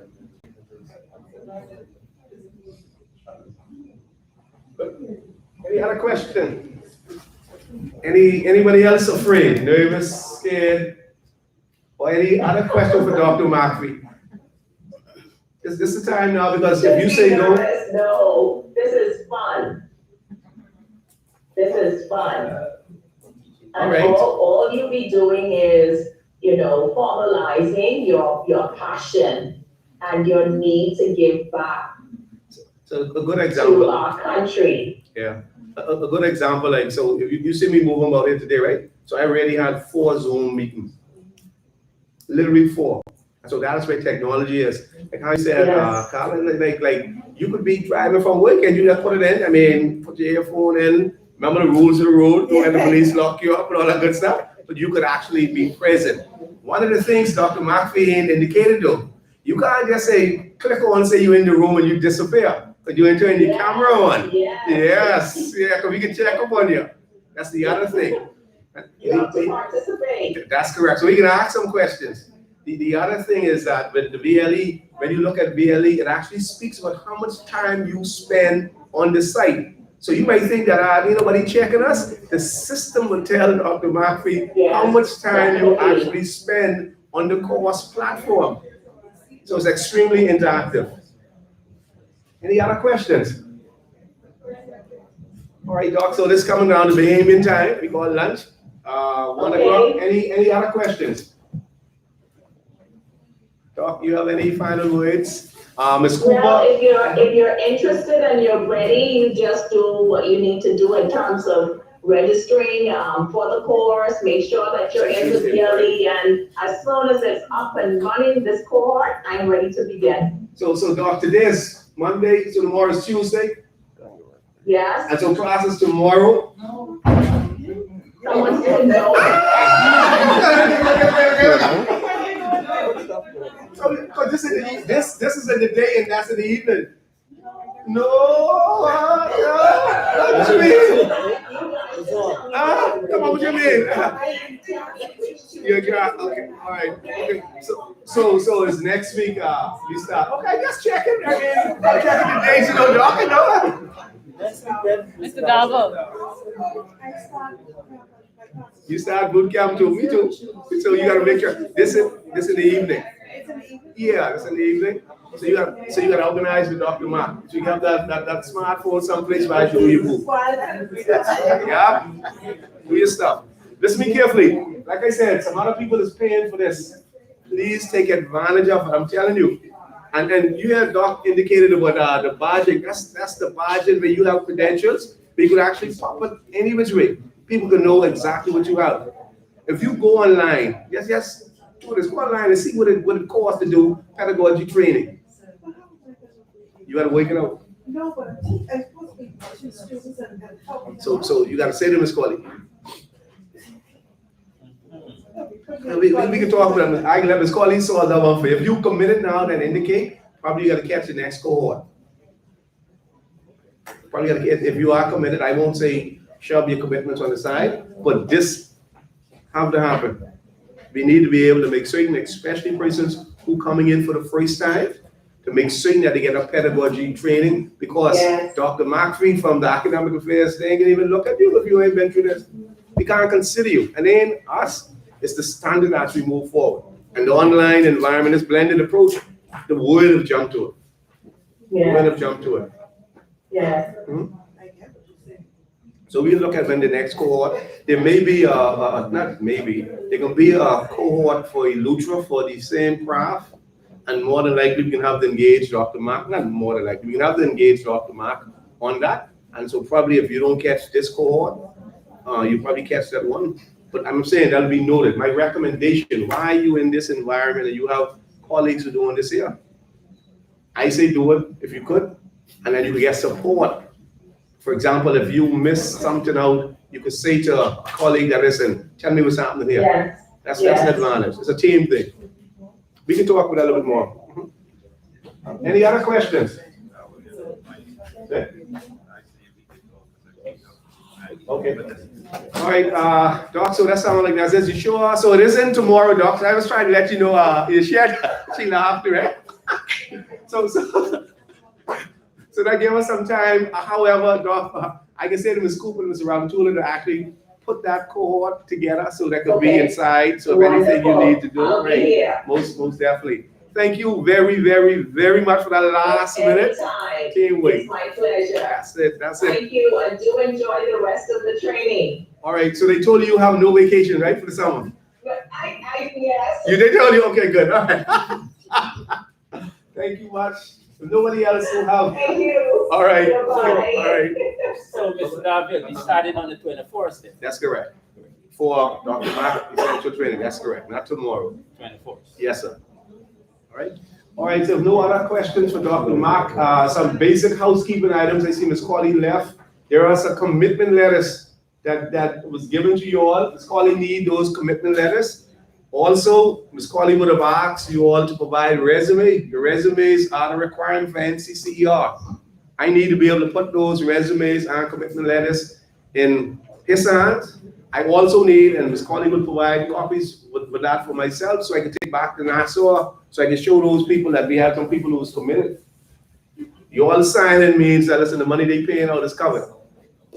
And so I need those commitments to take back. But the crucial part with the resumes is that they can be uploaded, and your names and stuff can be uploaded, and Mark will go through this with you in Valencia web portal. Because you hear them indicated that Valencia is sponsoring BTVI. And so your names will be in Valencia portal, students of Valencia. And so it's extremely, extremely important. One of the other things tomorrow, I'm saying bring your national insurance card. Hopefully it goes back tomorrow or the following day, because that number that they ask for in the US is a social security number. For us, I think we should have, which is unique to us. It's either our passport number or our national insurance, which is unique to us. So have that information if you have to upload the form. The other thing is laptops. If you don't have access to a laptop, say to Ms. Colley. She probably can lend you one. Also, Ms. Cooper and Ms. Cole will actually pull each and every one of you all aside, if not today, probably tomorrow after Mark, to get you registered in BTVI web portal as cohort 2 for the Learning Essential with Dr. McPhee. And there's some basic stuff that we need to be able to maneuver through. Ms. Cole, you can say again? Cohort 3. Cohort 3. Okay. So we propose to do that tomorrow or the registering today? So before they leave? Okay, so again, then I wanted to break for 1 o'clock and then we go for lunch. That's it. But Ms. Cole said we want to do the registration today. So we want to do that registration because we want to see yourself in the portal. So you could actually go online and you could actually start practicing how to navigate. The other thing, you could actually start seeing the information that Dr. McPhee speaks about. You can see that and start going through it. It isn't difficult. Yes, sir. Now, when you register today, right? Mm-hmm. It's cool. Right. Can you put an NID number on? No. The NID number can be for Valencia. So when they register you as a private instructor. That's correct. Any other questions? How many persons haven't turned in their resumes? Okay, that's one. You need that. Do please. If you haven't turned a resume, get that to Ms. Colley. Also the commitment letters. How many persons haven't turned their commitment letters in? You haven't seen a commitment letter? Nobody saw a commitment letter? You saw it? You got it? Or you ain't turned it in? You just, I think it was email. Yeah, it came in the email. Check your emails. If you didn't get one, let me know, and I'll say to Ms. Colley to resend it. But we trying to go paperless. So you'll do the print off. Yeah, our papers you sign. Signature. Yes. Use your online signature. Make sure it's unique to you and send it back. You don't have one of them? So if you don't have your online signature, then you have to print off and actually sign it in the ballot. That's right. And give it to Ms. Colley. Okay. Make sure daily when you come in, sign the register. Ms. Colley has a piece of paper going around. Do please sign that up for us, please, daily. Yes, sir, Mr. David. I see it. When they have the what they call it, the number, the letters up. Can you use one of those, like Bradley's script or something like that? Put it in there and just send it up. You could. What you doing it for? Signing like that. For signing commitment letter. Yeah, make sure your signature is unique to you now. That's you. That's what you use in the bank. Okay. You make sure. Right. Make sure it's unique because that's your signature. It's crucial. The other thing is that if you having challenges, listen be careful. I got some experts in that corner over there. You see Miss Cooper baby hand, Miss Tomlinson baby hand, a little bit of people from Nassau, Miss Cooper baby hand. They subject matter expert from IT. If you having challenges over these 4 days with anything IT, you see Mr. Ramtula, is in here. I got Mr. Forbes, Mr. Bain. Listen, ask them. They are the subject matter experts for IT, for getting you registered, getting you signed up. So if you're having a challenge, please, once we got them face to face, and I worked closely with Ms. Cooper and Ms. Cole and Tomlinson over the last 3-4 weeks, and they have, I tell you, listen, a cohort of the Defense Force persons, the persons who've been, some of them 30, 34 years on the Defense Force, and never dreamed that they'd have to touch a computer. And now these guys this is how you share the screen, or this is how you upload. You understand? It isn't difficult. I normally say, I grew up in Harbor Island, you couldn't go through the front door, because mama said, don't come through the front door to dirty up on nice, right? So you had to go through the back door, and you couldn't touch the TV. Sometimes, go on, you gotta touch this computer. A computer is a tool. And if you ain't walking around with some type of computer, you're in trouble. You're in trouble. The other thing, this training is getting you to the next training that's coming. That's Cengage, how to utilize those online simulators and books. That's coming. And so navigating through the platform, it isn't difficult. This is what I said to those old guys though, and they laughed at me. You must be have a granddaughter or son or somebody home. If they, from the age of 5, tell them what you want to do, and they'll get it done. They got the skill. I'm telling you, utilize them. They might cost you a couple $. You might find out how impatient they is with you. It might cost you change, you will. That's why I told a couple of them too. It might cost you change, you will, because they ain't got no time for us. But true, seriously. They ain't got the time, and you'll find out how so much we think we know, but so little we know when it comes to this IT. But they have it. And so that's extremely important. They're born with it. This is their. And so my thing is that if you have a cousin or a little one, a grand, utilize the technology that you have, the resources you have around you. They can do it. I'm looking for Ms. Colley. Mr. Goodman, up for lunch. Lunch is about 31 minutes. So that's what, 12:30 you got now? Yes, 12:30. Any questions, anyone, up to this point? You go to the restroom? Okay, so we good. Miss, you want to start the Miss Cole, the registration part? How you want to do that? Okay, good. So Miss Cole have already started that. So what she's doing, and then where Mr. Forbes is. Mr. Forbes, I wish you could pop up VLE so we can see how it looks. Or Ms. Farmer, pull up VLE. So let me let you see exactly what they're doing. Listen to me carefully. Make sure the email you put in there is the email that you're using. Make sure you remember the password. This is some of the challenges we see with the other group. Because you can see once it's set up, you can have to actually send an email out and then a response will come back to you. And so hopefully they'll give us a demonstration. It isn't difficult. My thing is that use a password that you can remember. That's my other thing. That sometimes become a challenge. The VLE, Miss Cooper, they say the VLE is changed password. It only changed password. That's not VLE. That's Portal. what we're talking about. That's every 30 days. Yeah, But utilize your phone and put a reminder in your phone. And if you don't have a phone, please call your MC and let them know you need a phone with a calendar. No excuses. The password all the time. So if you are, and this for person who are existing BTVI instructors, I say this became a challenge. Even person who was a student who from the BDOCS or the Bahamas Department of Correctional, where they were students and then now come to do instructors, so they already had a student account. So sometimes that becomes a challenge. So that's why I'm saying make certain that you utilize Ms. Cooper and Ms. Tomlinson with Ms. Cole and making certain that your account is all set up. It isn't difficult. The website is www.vle.btvi.edu.bs. Very straightforward. Username, use something you remember, password, new password, and it'll show you how to log in. So you take a peek. Ms. Cole is doing a demonstration on how you actually set it up.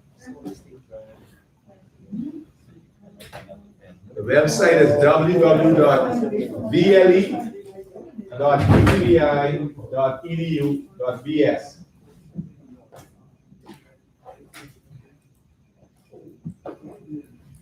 In order to know what you gotta do it, that's one of the things I say. If you wanna know it, just do it. Once you do it 30 times, you should get it.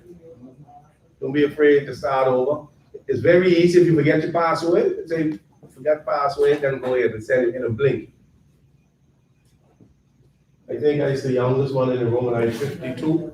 And so write down your password so you can remember it, so you can find it. Don't try to remember it. Okay, ladies and gentlemen, sorry. That's the second youngest. Hello, put it inside your phone like a number. Put it in your phone like a number. I gotta remember where I put it now. So you gotta put it in there where you remember it. I'm telling you, where you start, I can't remember where you start. So this real stuff. This is no joke, man. I'm telling you. I experienced it myself. So VLE.btvi.edu.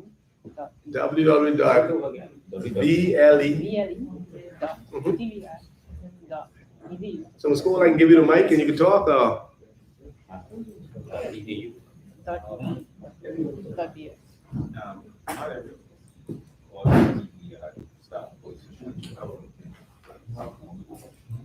So if you ain't never been to BTVI, so I over and Mr. Goodman and my brother talk. So if you ain't never been to BTVI and you gotta set up your account, even if you've been to BTVI, you probably might not, you have a student account which is different from the BLE account. Because the BLE account from Empower. Yes, ma'am? Just been there.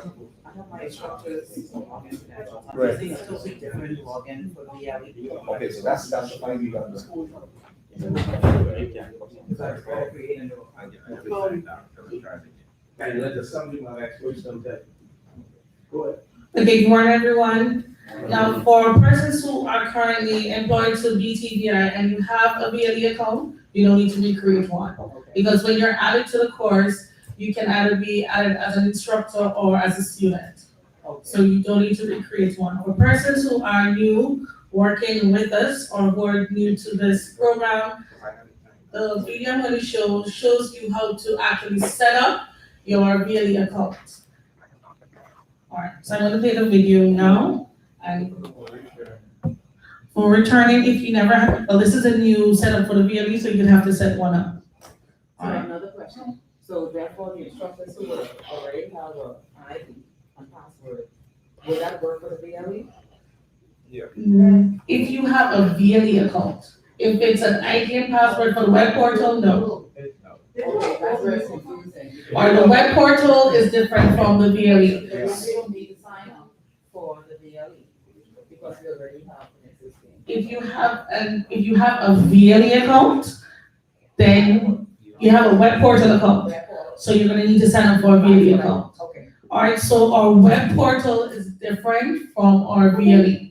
The web portal is where we put in our grades, where the regular BTVI website is found. But our BLE, which stands for Virtual Learning Environment, you can think of it more as a content space.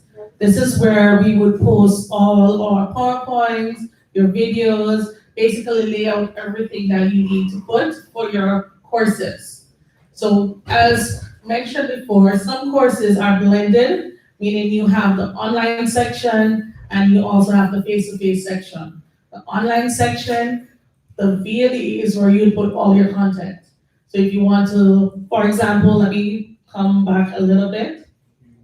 So you heard Mr. Darwell talking about cohort 2, that has to do with defense force officers, the prison officers.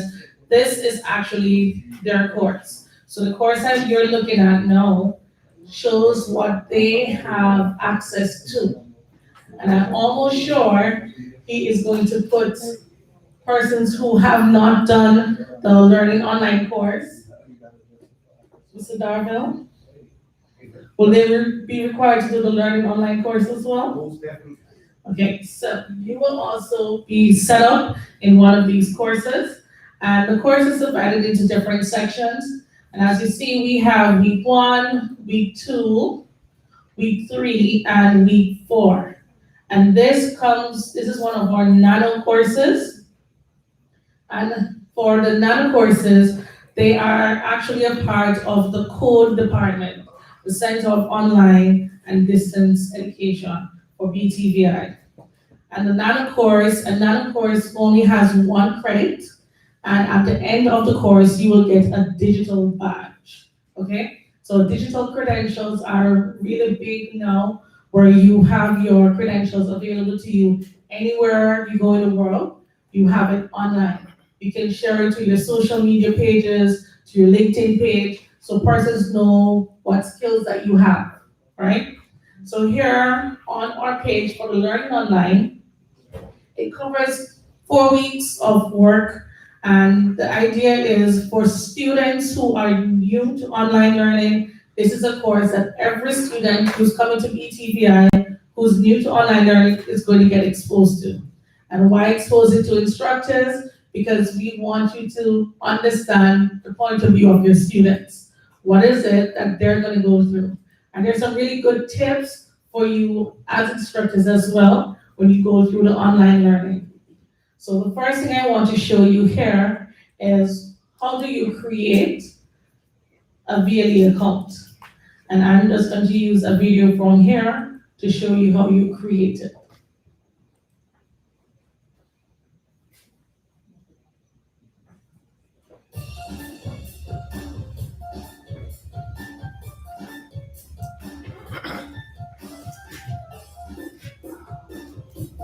Good morning and welcome to our first tutorial on how to log in to the BTVI BLE or our Google account. So first you go to type in ble.btvi.edu.es.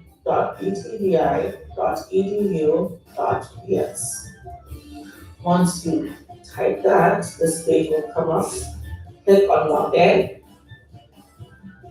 If you've never created an account before, scroll down to where it says, is this your first time here? Click on create new account. You will fill in all the necessary information and then select create my new account. This will allow your new account to be created. Please ensure that you use your BTVI email address. You will then have to activate the account in your email. Thank you.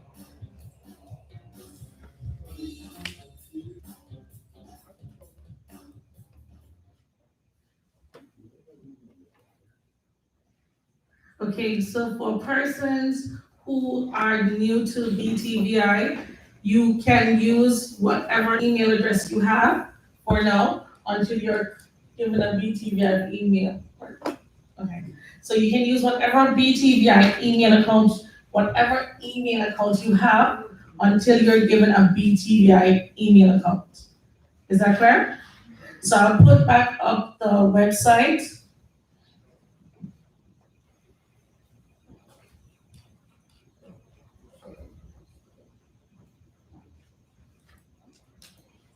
So that is the website that you're going to use to get into the VLE, and then you're going to go to create your account.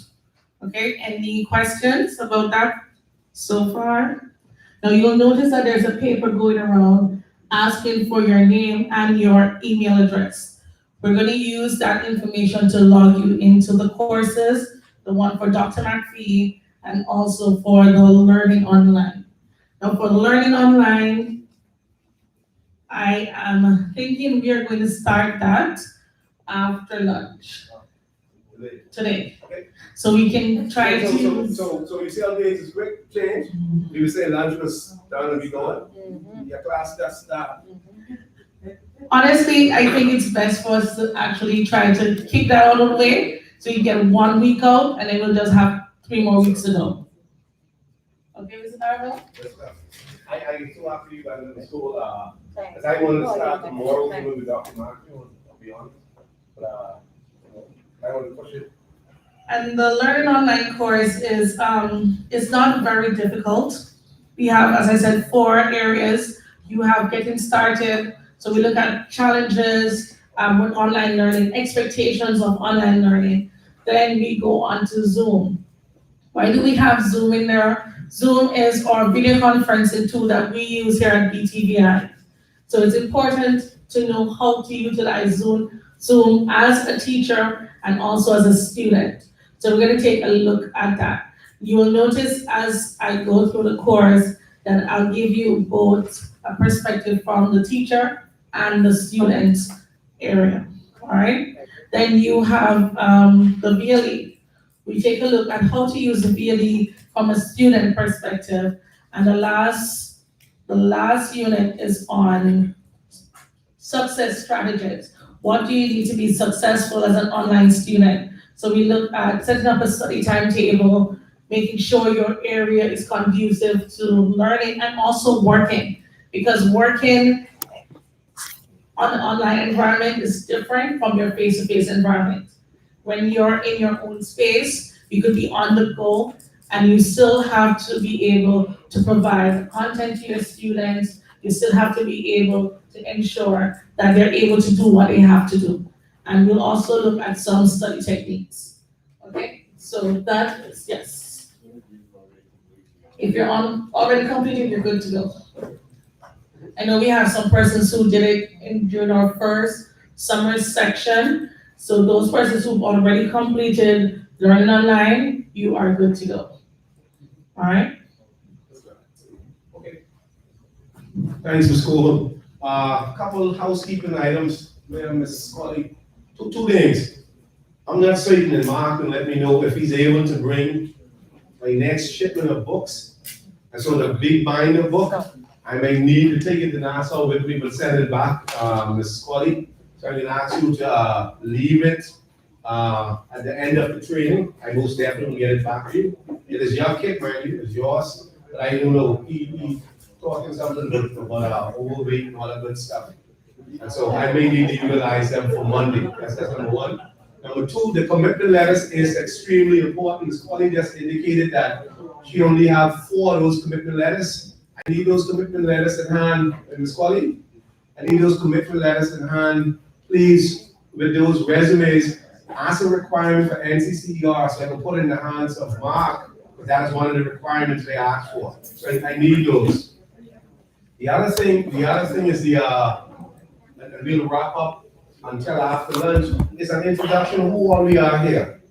Ms. Polly said that Mr. Gavel did the other person introduce himself, and so I said I didn't. And so I can start from my right and go around the room just to give an introduction. Mr. Forbes with the camera, so we get this, because this being streamed live, you know. Believe it or not, this being streamed live. This is historical, as we want to actually capture the moment. We want to capture the moment. So,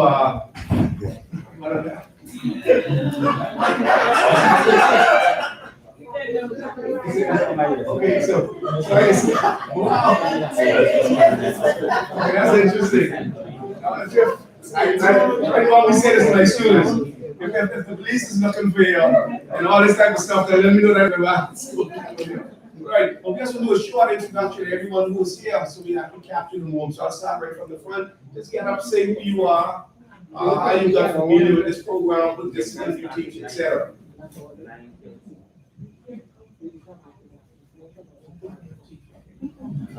Good morning, everybody. My name is Carla Toussaint. I'm coming out of Morris Island. I've been a teacher for the past 27 years. I'm Compton.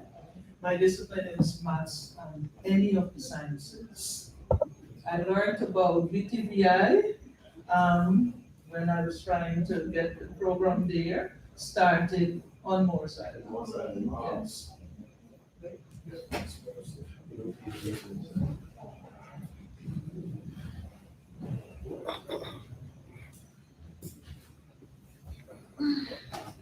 Good afternoon, everyone.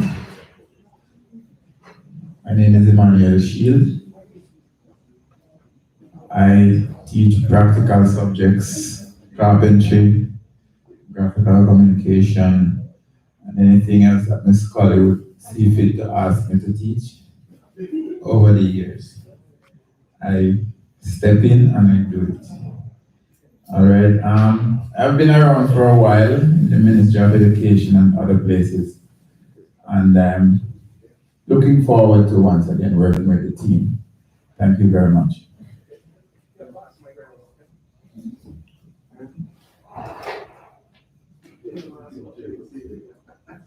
Okay, my name is Eduardo Riqueles. My name is Eduardo Riqueles. I am from Cuba. I work in BTVI. I have been working as a teacher for 32 years. I teach welding and electrical. Bachelor degree in electrical power and welding.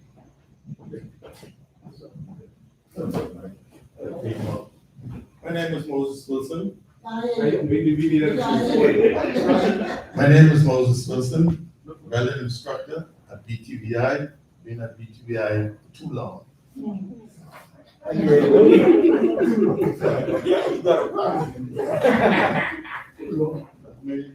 Good afternoon. My name is Tavano Baptiste. I'm new here. All this is new to me. I've been with BTVI now close to a year. I look forward to everything that Ms. Kelly has to roll out for me.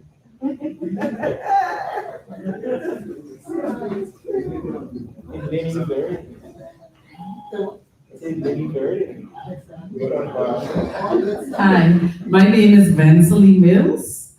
I've been with BTVI since 2017 fall. I teach business subjects. My specialty is computer studies. And I'm just so excited about all of this. So I'm looking forward to all of the training and all of the knowledge. And I'm excited about passing it on to my students in the fall and into the future. Thank you.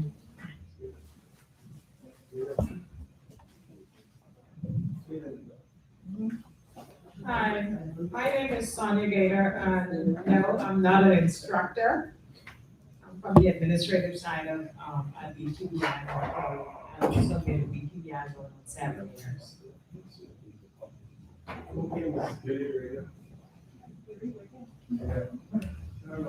Hi, my name is Natalie Guillory, and I work in the admissions department, and I've been with the company now for 10 years, and I'm actually really excited about this course and learning new things with the BLE.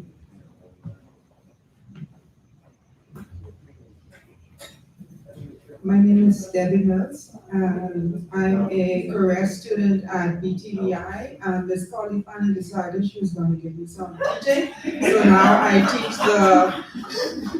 teach construction trades and business studies. I'm Herbie Smith. BTVI had 2016, just finished on carpentry. Now I'm doing construction technology. And just looking forward to all the knowledge that I can get. You want to introduce yourself? I'm Tiona Tomlinson. I'm from the third campus. I'm an instructor and also senior program coordinator. I'm here to assist you with enrolling in the BLE or any other IT question or problem you might have to assist. Thank you. Hi, good afternoon. I'm Barbara Cooper. I'm also not an instructor in the administrative side of things. So if anyone needs any assistance with the BLE getting on passwords, you can come to me.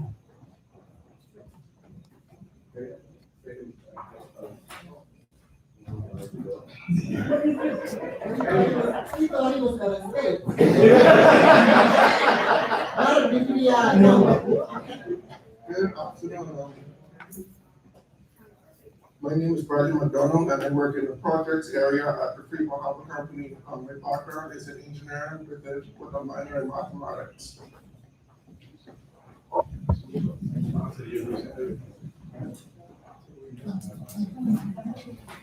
Good afternoon, my name is Kenton Roker. I'm actually a graduate of Industrial Training Center, which is now BTVI. Yes, as a matter of fact, Mr. Engel was my math teacher at the Industrial Training Center. And I've been teaching now at BTVI for 17 years. I didn't mean to say his age.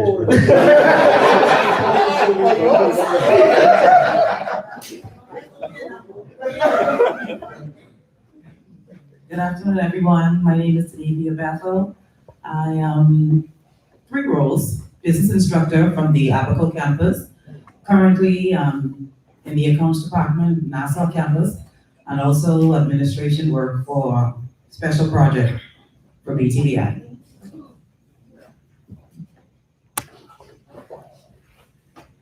Good afternoon, everyone. Charlotte Prince, mathematics, started BTVI in 2001. Good afternoon, everyone. I'm Philip Williams. Background is in engineering, but I teach mathematics, some science, and also responsible for CA Guilds at the campus. I'm excited about this course and many other courses, so just trying to schedule the time. Thank you again, Ms. Colley, since everybody's tired of Ms. Colley. But I've been in BTVI since 2018, and it's been a good experience.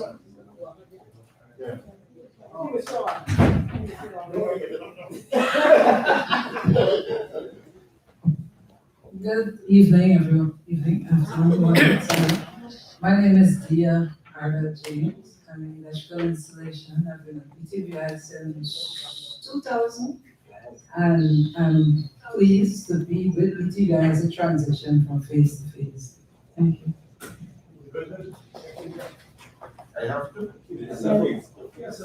Hi, I'm Richard Goodman from BTVI, IT supervisor for Broadband Bahama.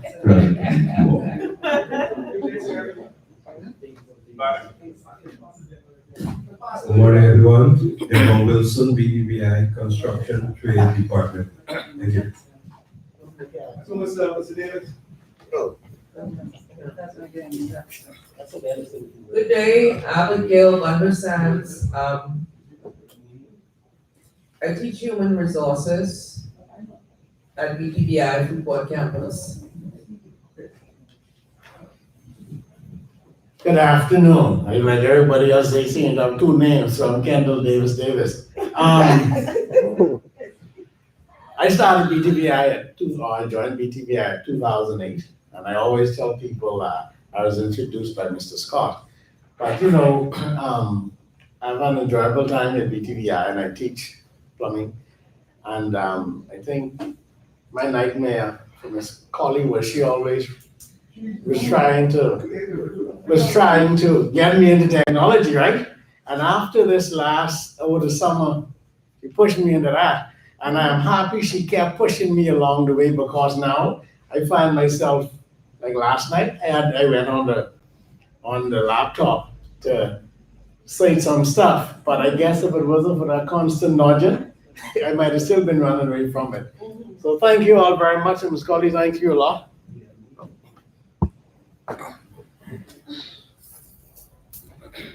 Good day, my name is Kayla Hall. I work in the admissions office, and I've been with BTVI for 7 years. Good afternoon, my name is John Ingram. I've been with, like Mr. Roker said, I've been with BTVI a long time. I teach mathematics, which also includes business math and stats, and I teach physics.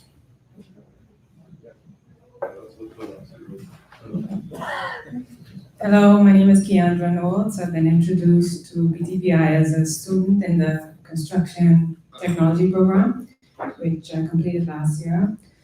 My background is in architecture and construction. Looking forward to being introduced as an instructor. Good afternoon, my name is Godwin Scott, and my area is in construction trade. Good afternoon, my name is Carla Bristol, and I'm a part of the beauty trade department.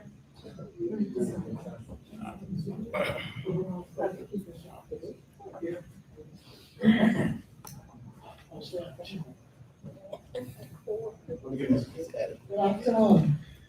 Did you hear me? Yeah. You already made me out to be adult club, so let me see how I can change now. A good one. Huh? A good adult also. Okay. We all know that I am Veronica Colley.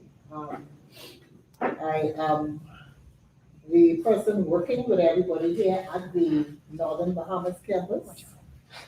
We have been looking forward to this opportunity where we actually get to put into practice?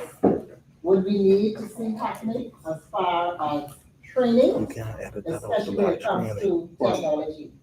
Now, you heard from different groups of individuals, and I need to explain. We should have here representatives from ABACO, even though some of them might be representing NASA right now, but they are being earmarked for ABACO. I think they know who they are. We have Ms. and I should find out Ms. Sims, who is from Moores Island. Mr. Prince also would have had contact with Ms. Sims.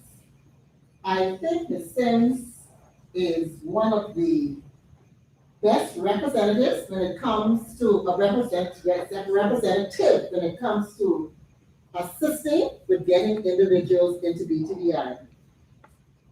This woman was so good.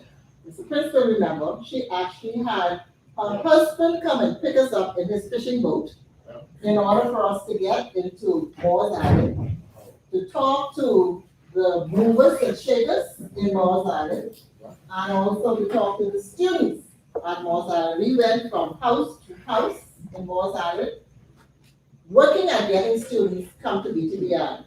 She has been behind us ever since.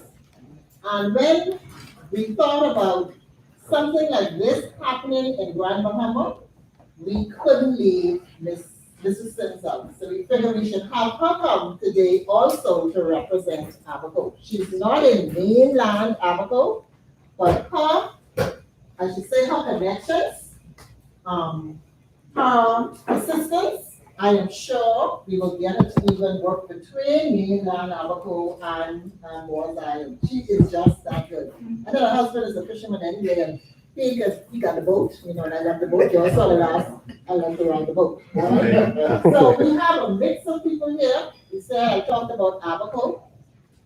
From Grand Bahama, you would see that we have teachers who are in the high school system. We talked about dual enrollment. So it means that these individuals will be representing us in the high school system. We have administrative staff. They are a little shy, but these are persons who indicated to me that they're interested in teaching. And if you're gonna teach, you need to be trained to teach, right? Ms. Gator? All right? And so we are looking at using these persons. Each person we have here, we will be using you to assist with what's going on when it comes to working with the disciplines at the Freeport campus. Mr. Darwin has spoken about that commitment letter. We expect all of you to sign that before you leave today. Do I get an okay for that? You already called me adult particular, I don't mind. But we need to get that commitment letter done today. I think what is being done, and I must thank Mrs. Dabble, before I talk about the other group of persons, I must thank Mrs. Dabble for ensuring that it gets to Grand Bahama first. So we are setting the pace. And what we do here will actually represent how this program will probably continue to run in the Bahamas. So like I said, we are setting the pace. At the same time, we expect whatever is happening in the high schools to also happen for the Grand Bahama campus. I must put that in here. Okay, and we expect that to happen. Even more than what might be happening in the high school to happen at the Grand Bahama campus. We also have represented two individuals from Freeport Container Port. When we called them, we said we were looking for individuals who could assist with the program that we have running, which deals with dual enrollment. And also, if these persons might want to assist with what's going on in the companies. These two persons, Mr. Bradley McDonald and Herbie Smith, were recommended highly. Herbie attended Bahamas Technical and Vocational Institute. In fact, he just about to graduate from our carpentry program. You already graduated from our carpentry program. So we see these persons representing us well in Freeport, Grand Bahama, also at your particular institution. I want to thank BTVI, the administrators, senior administrators, for also thinking about BTVI, Freeport, And I want to thank all of you, because 8 to 4 is not easy. And I say that for a reason. You might end up going 8 to 5. We know that's not easy, but we have some hours that we have to get under our belt in order to qualify for the certification. So be prepared to go an extra hour at least for the next couple of days to make sure we get through everything properly. Now, I think I can talk about housekeeping now. Breakfast this morning was great. But it could have been a little more Bahamian, right? Yes. We wanted our eggs and bacon and so on and so. Somebody talked about stuff. They gotta come to my house if they want some. So what they said they will do is starting tomorrow, they will try to give us more of what we are accustomed to when it comes to breakfast. So you're expected to have breakfast for about 8:30 in the mornings. And then your lunch, right now it's at 1. And I think we might keep it at 1 because we plan to be leaving here like 5 o'clock as opposed to 4 o'clock in the afternoon. Do we have a break?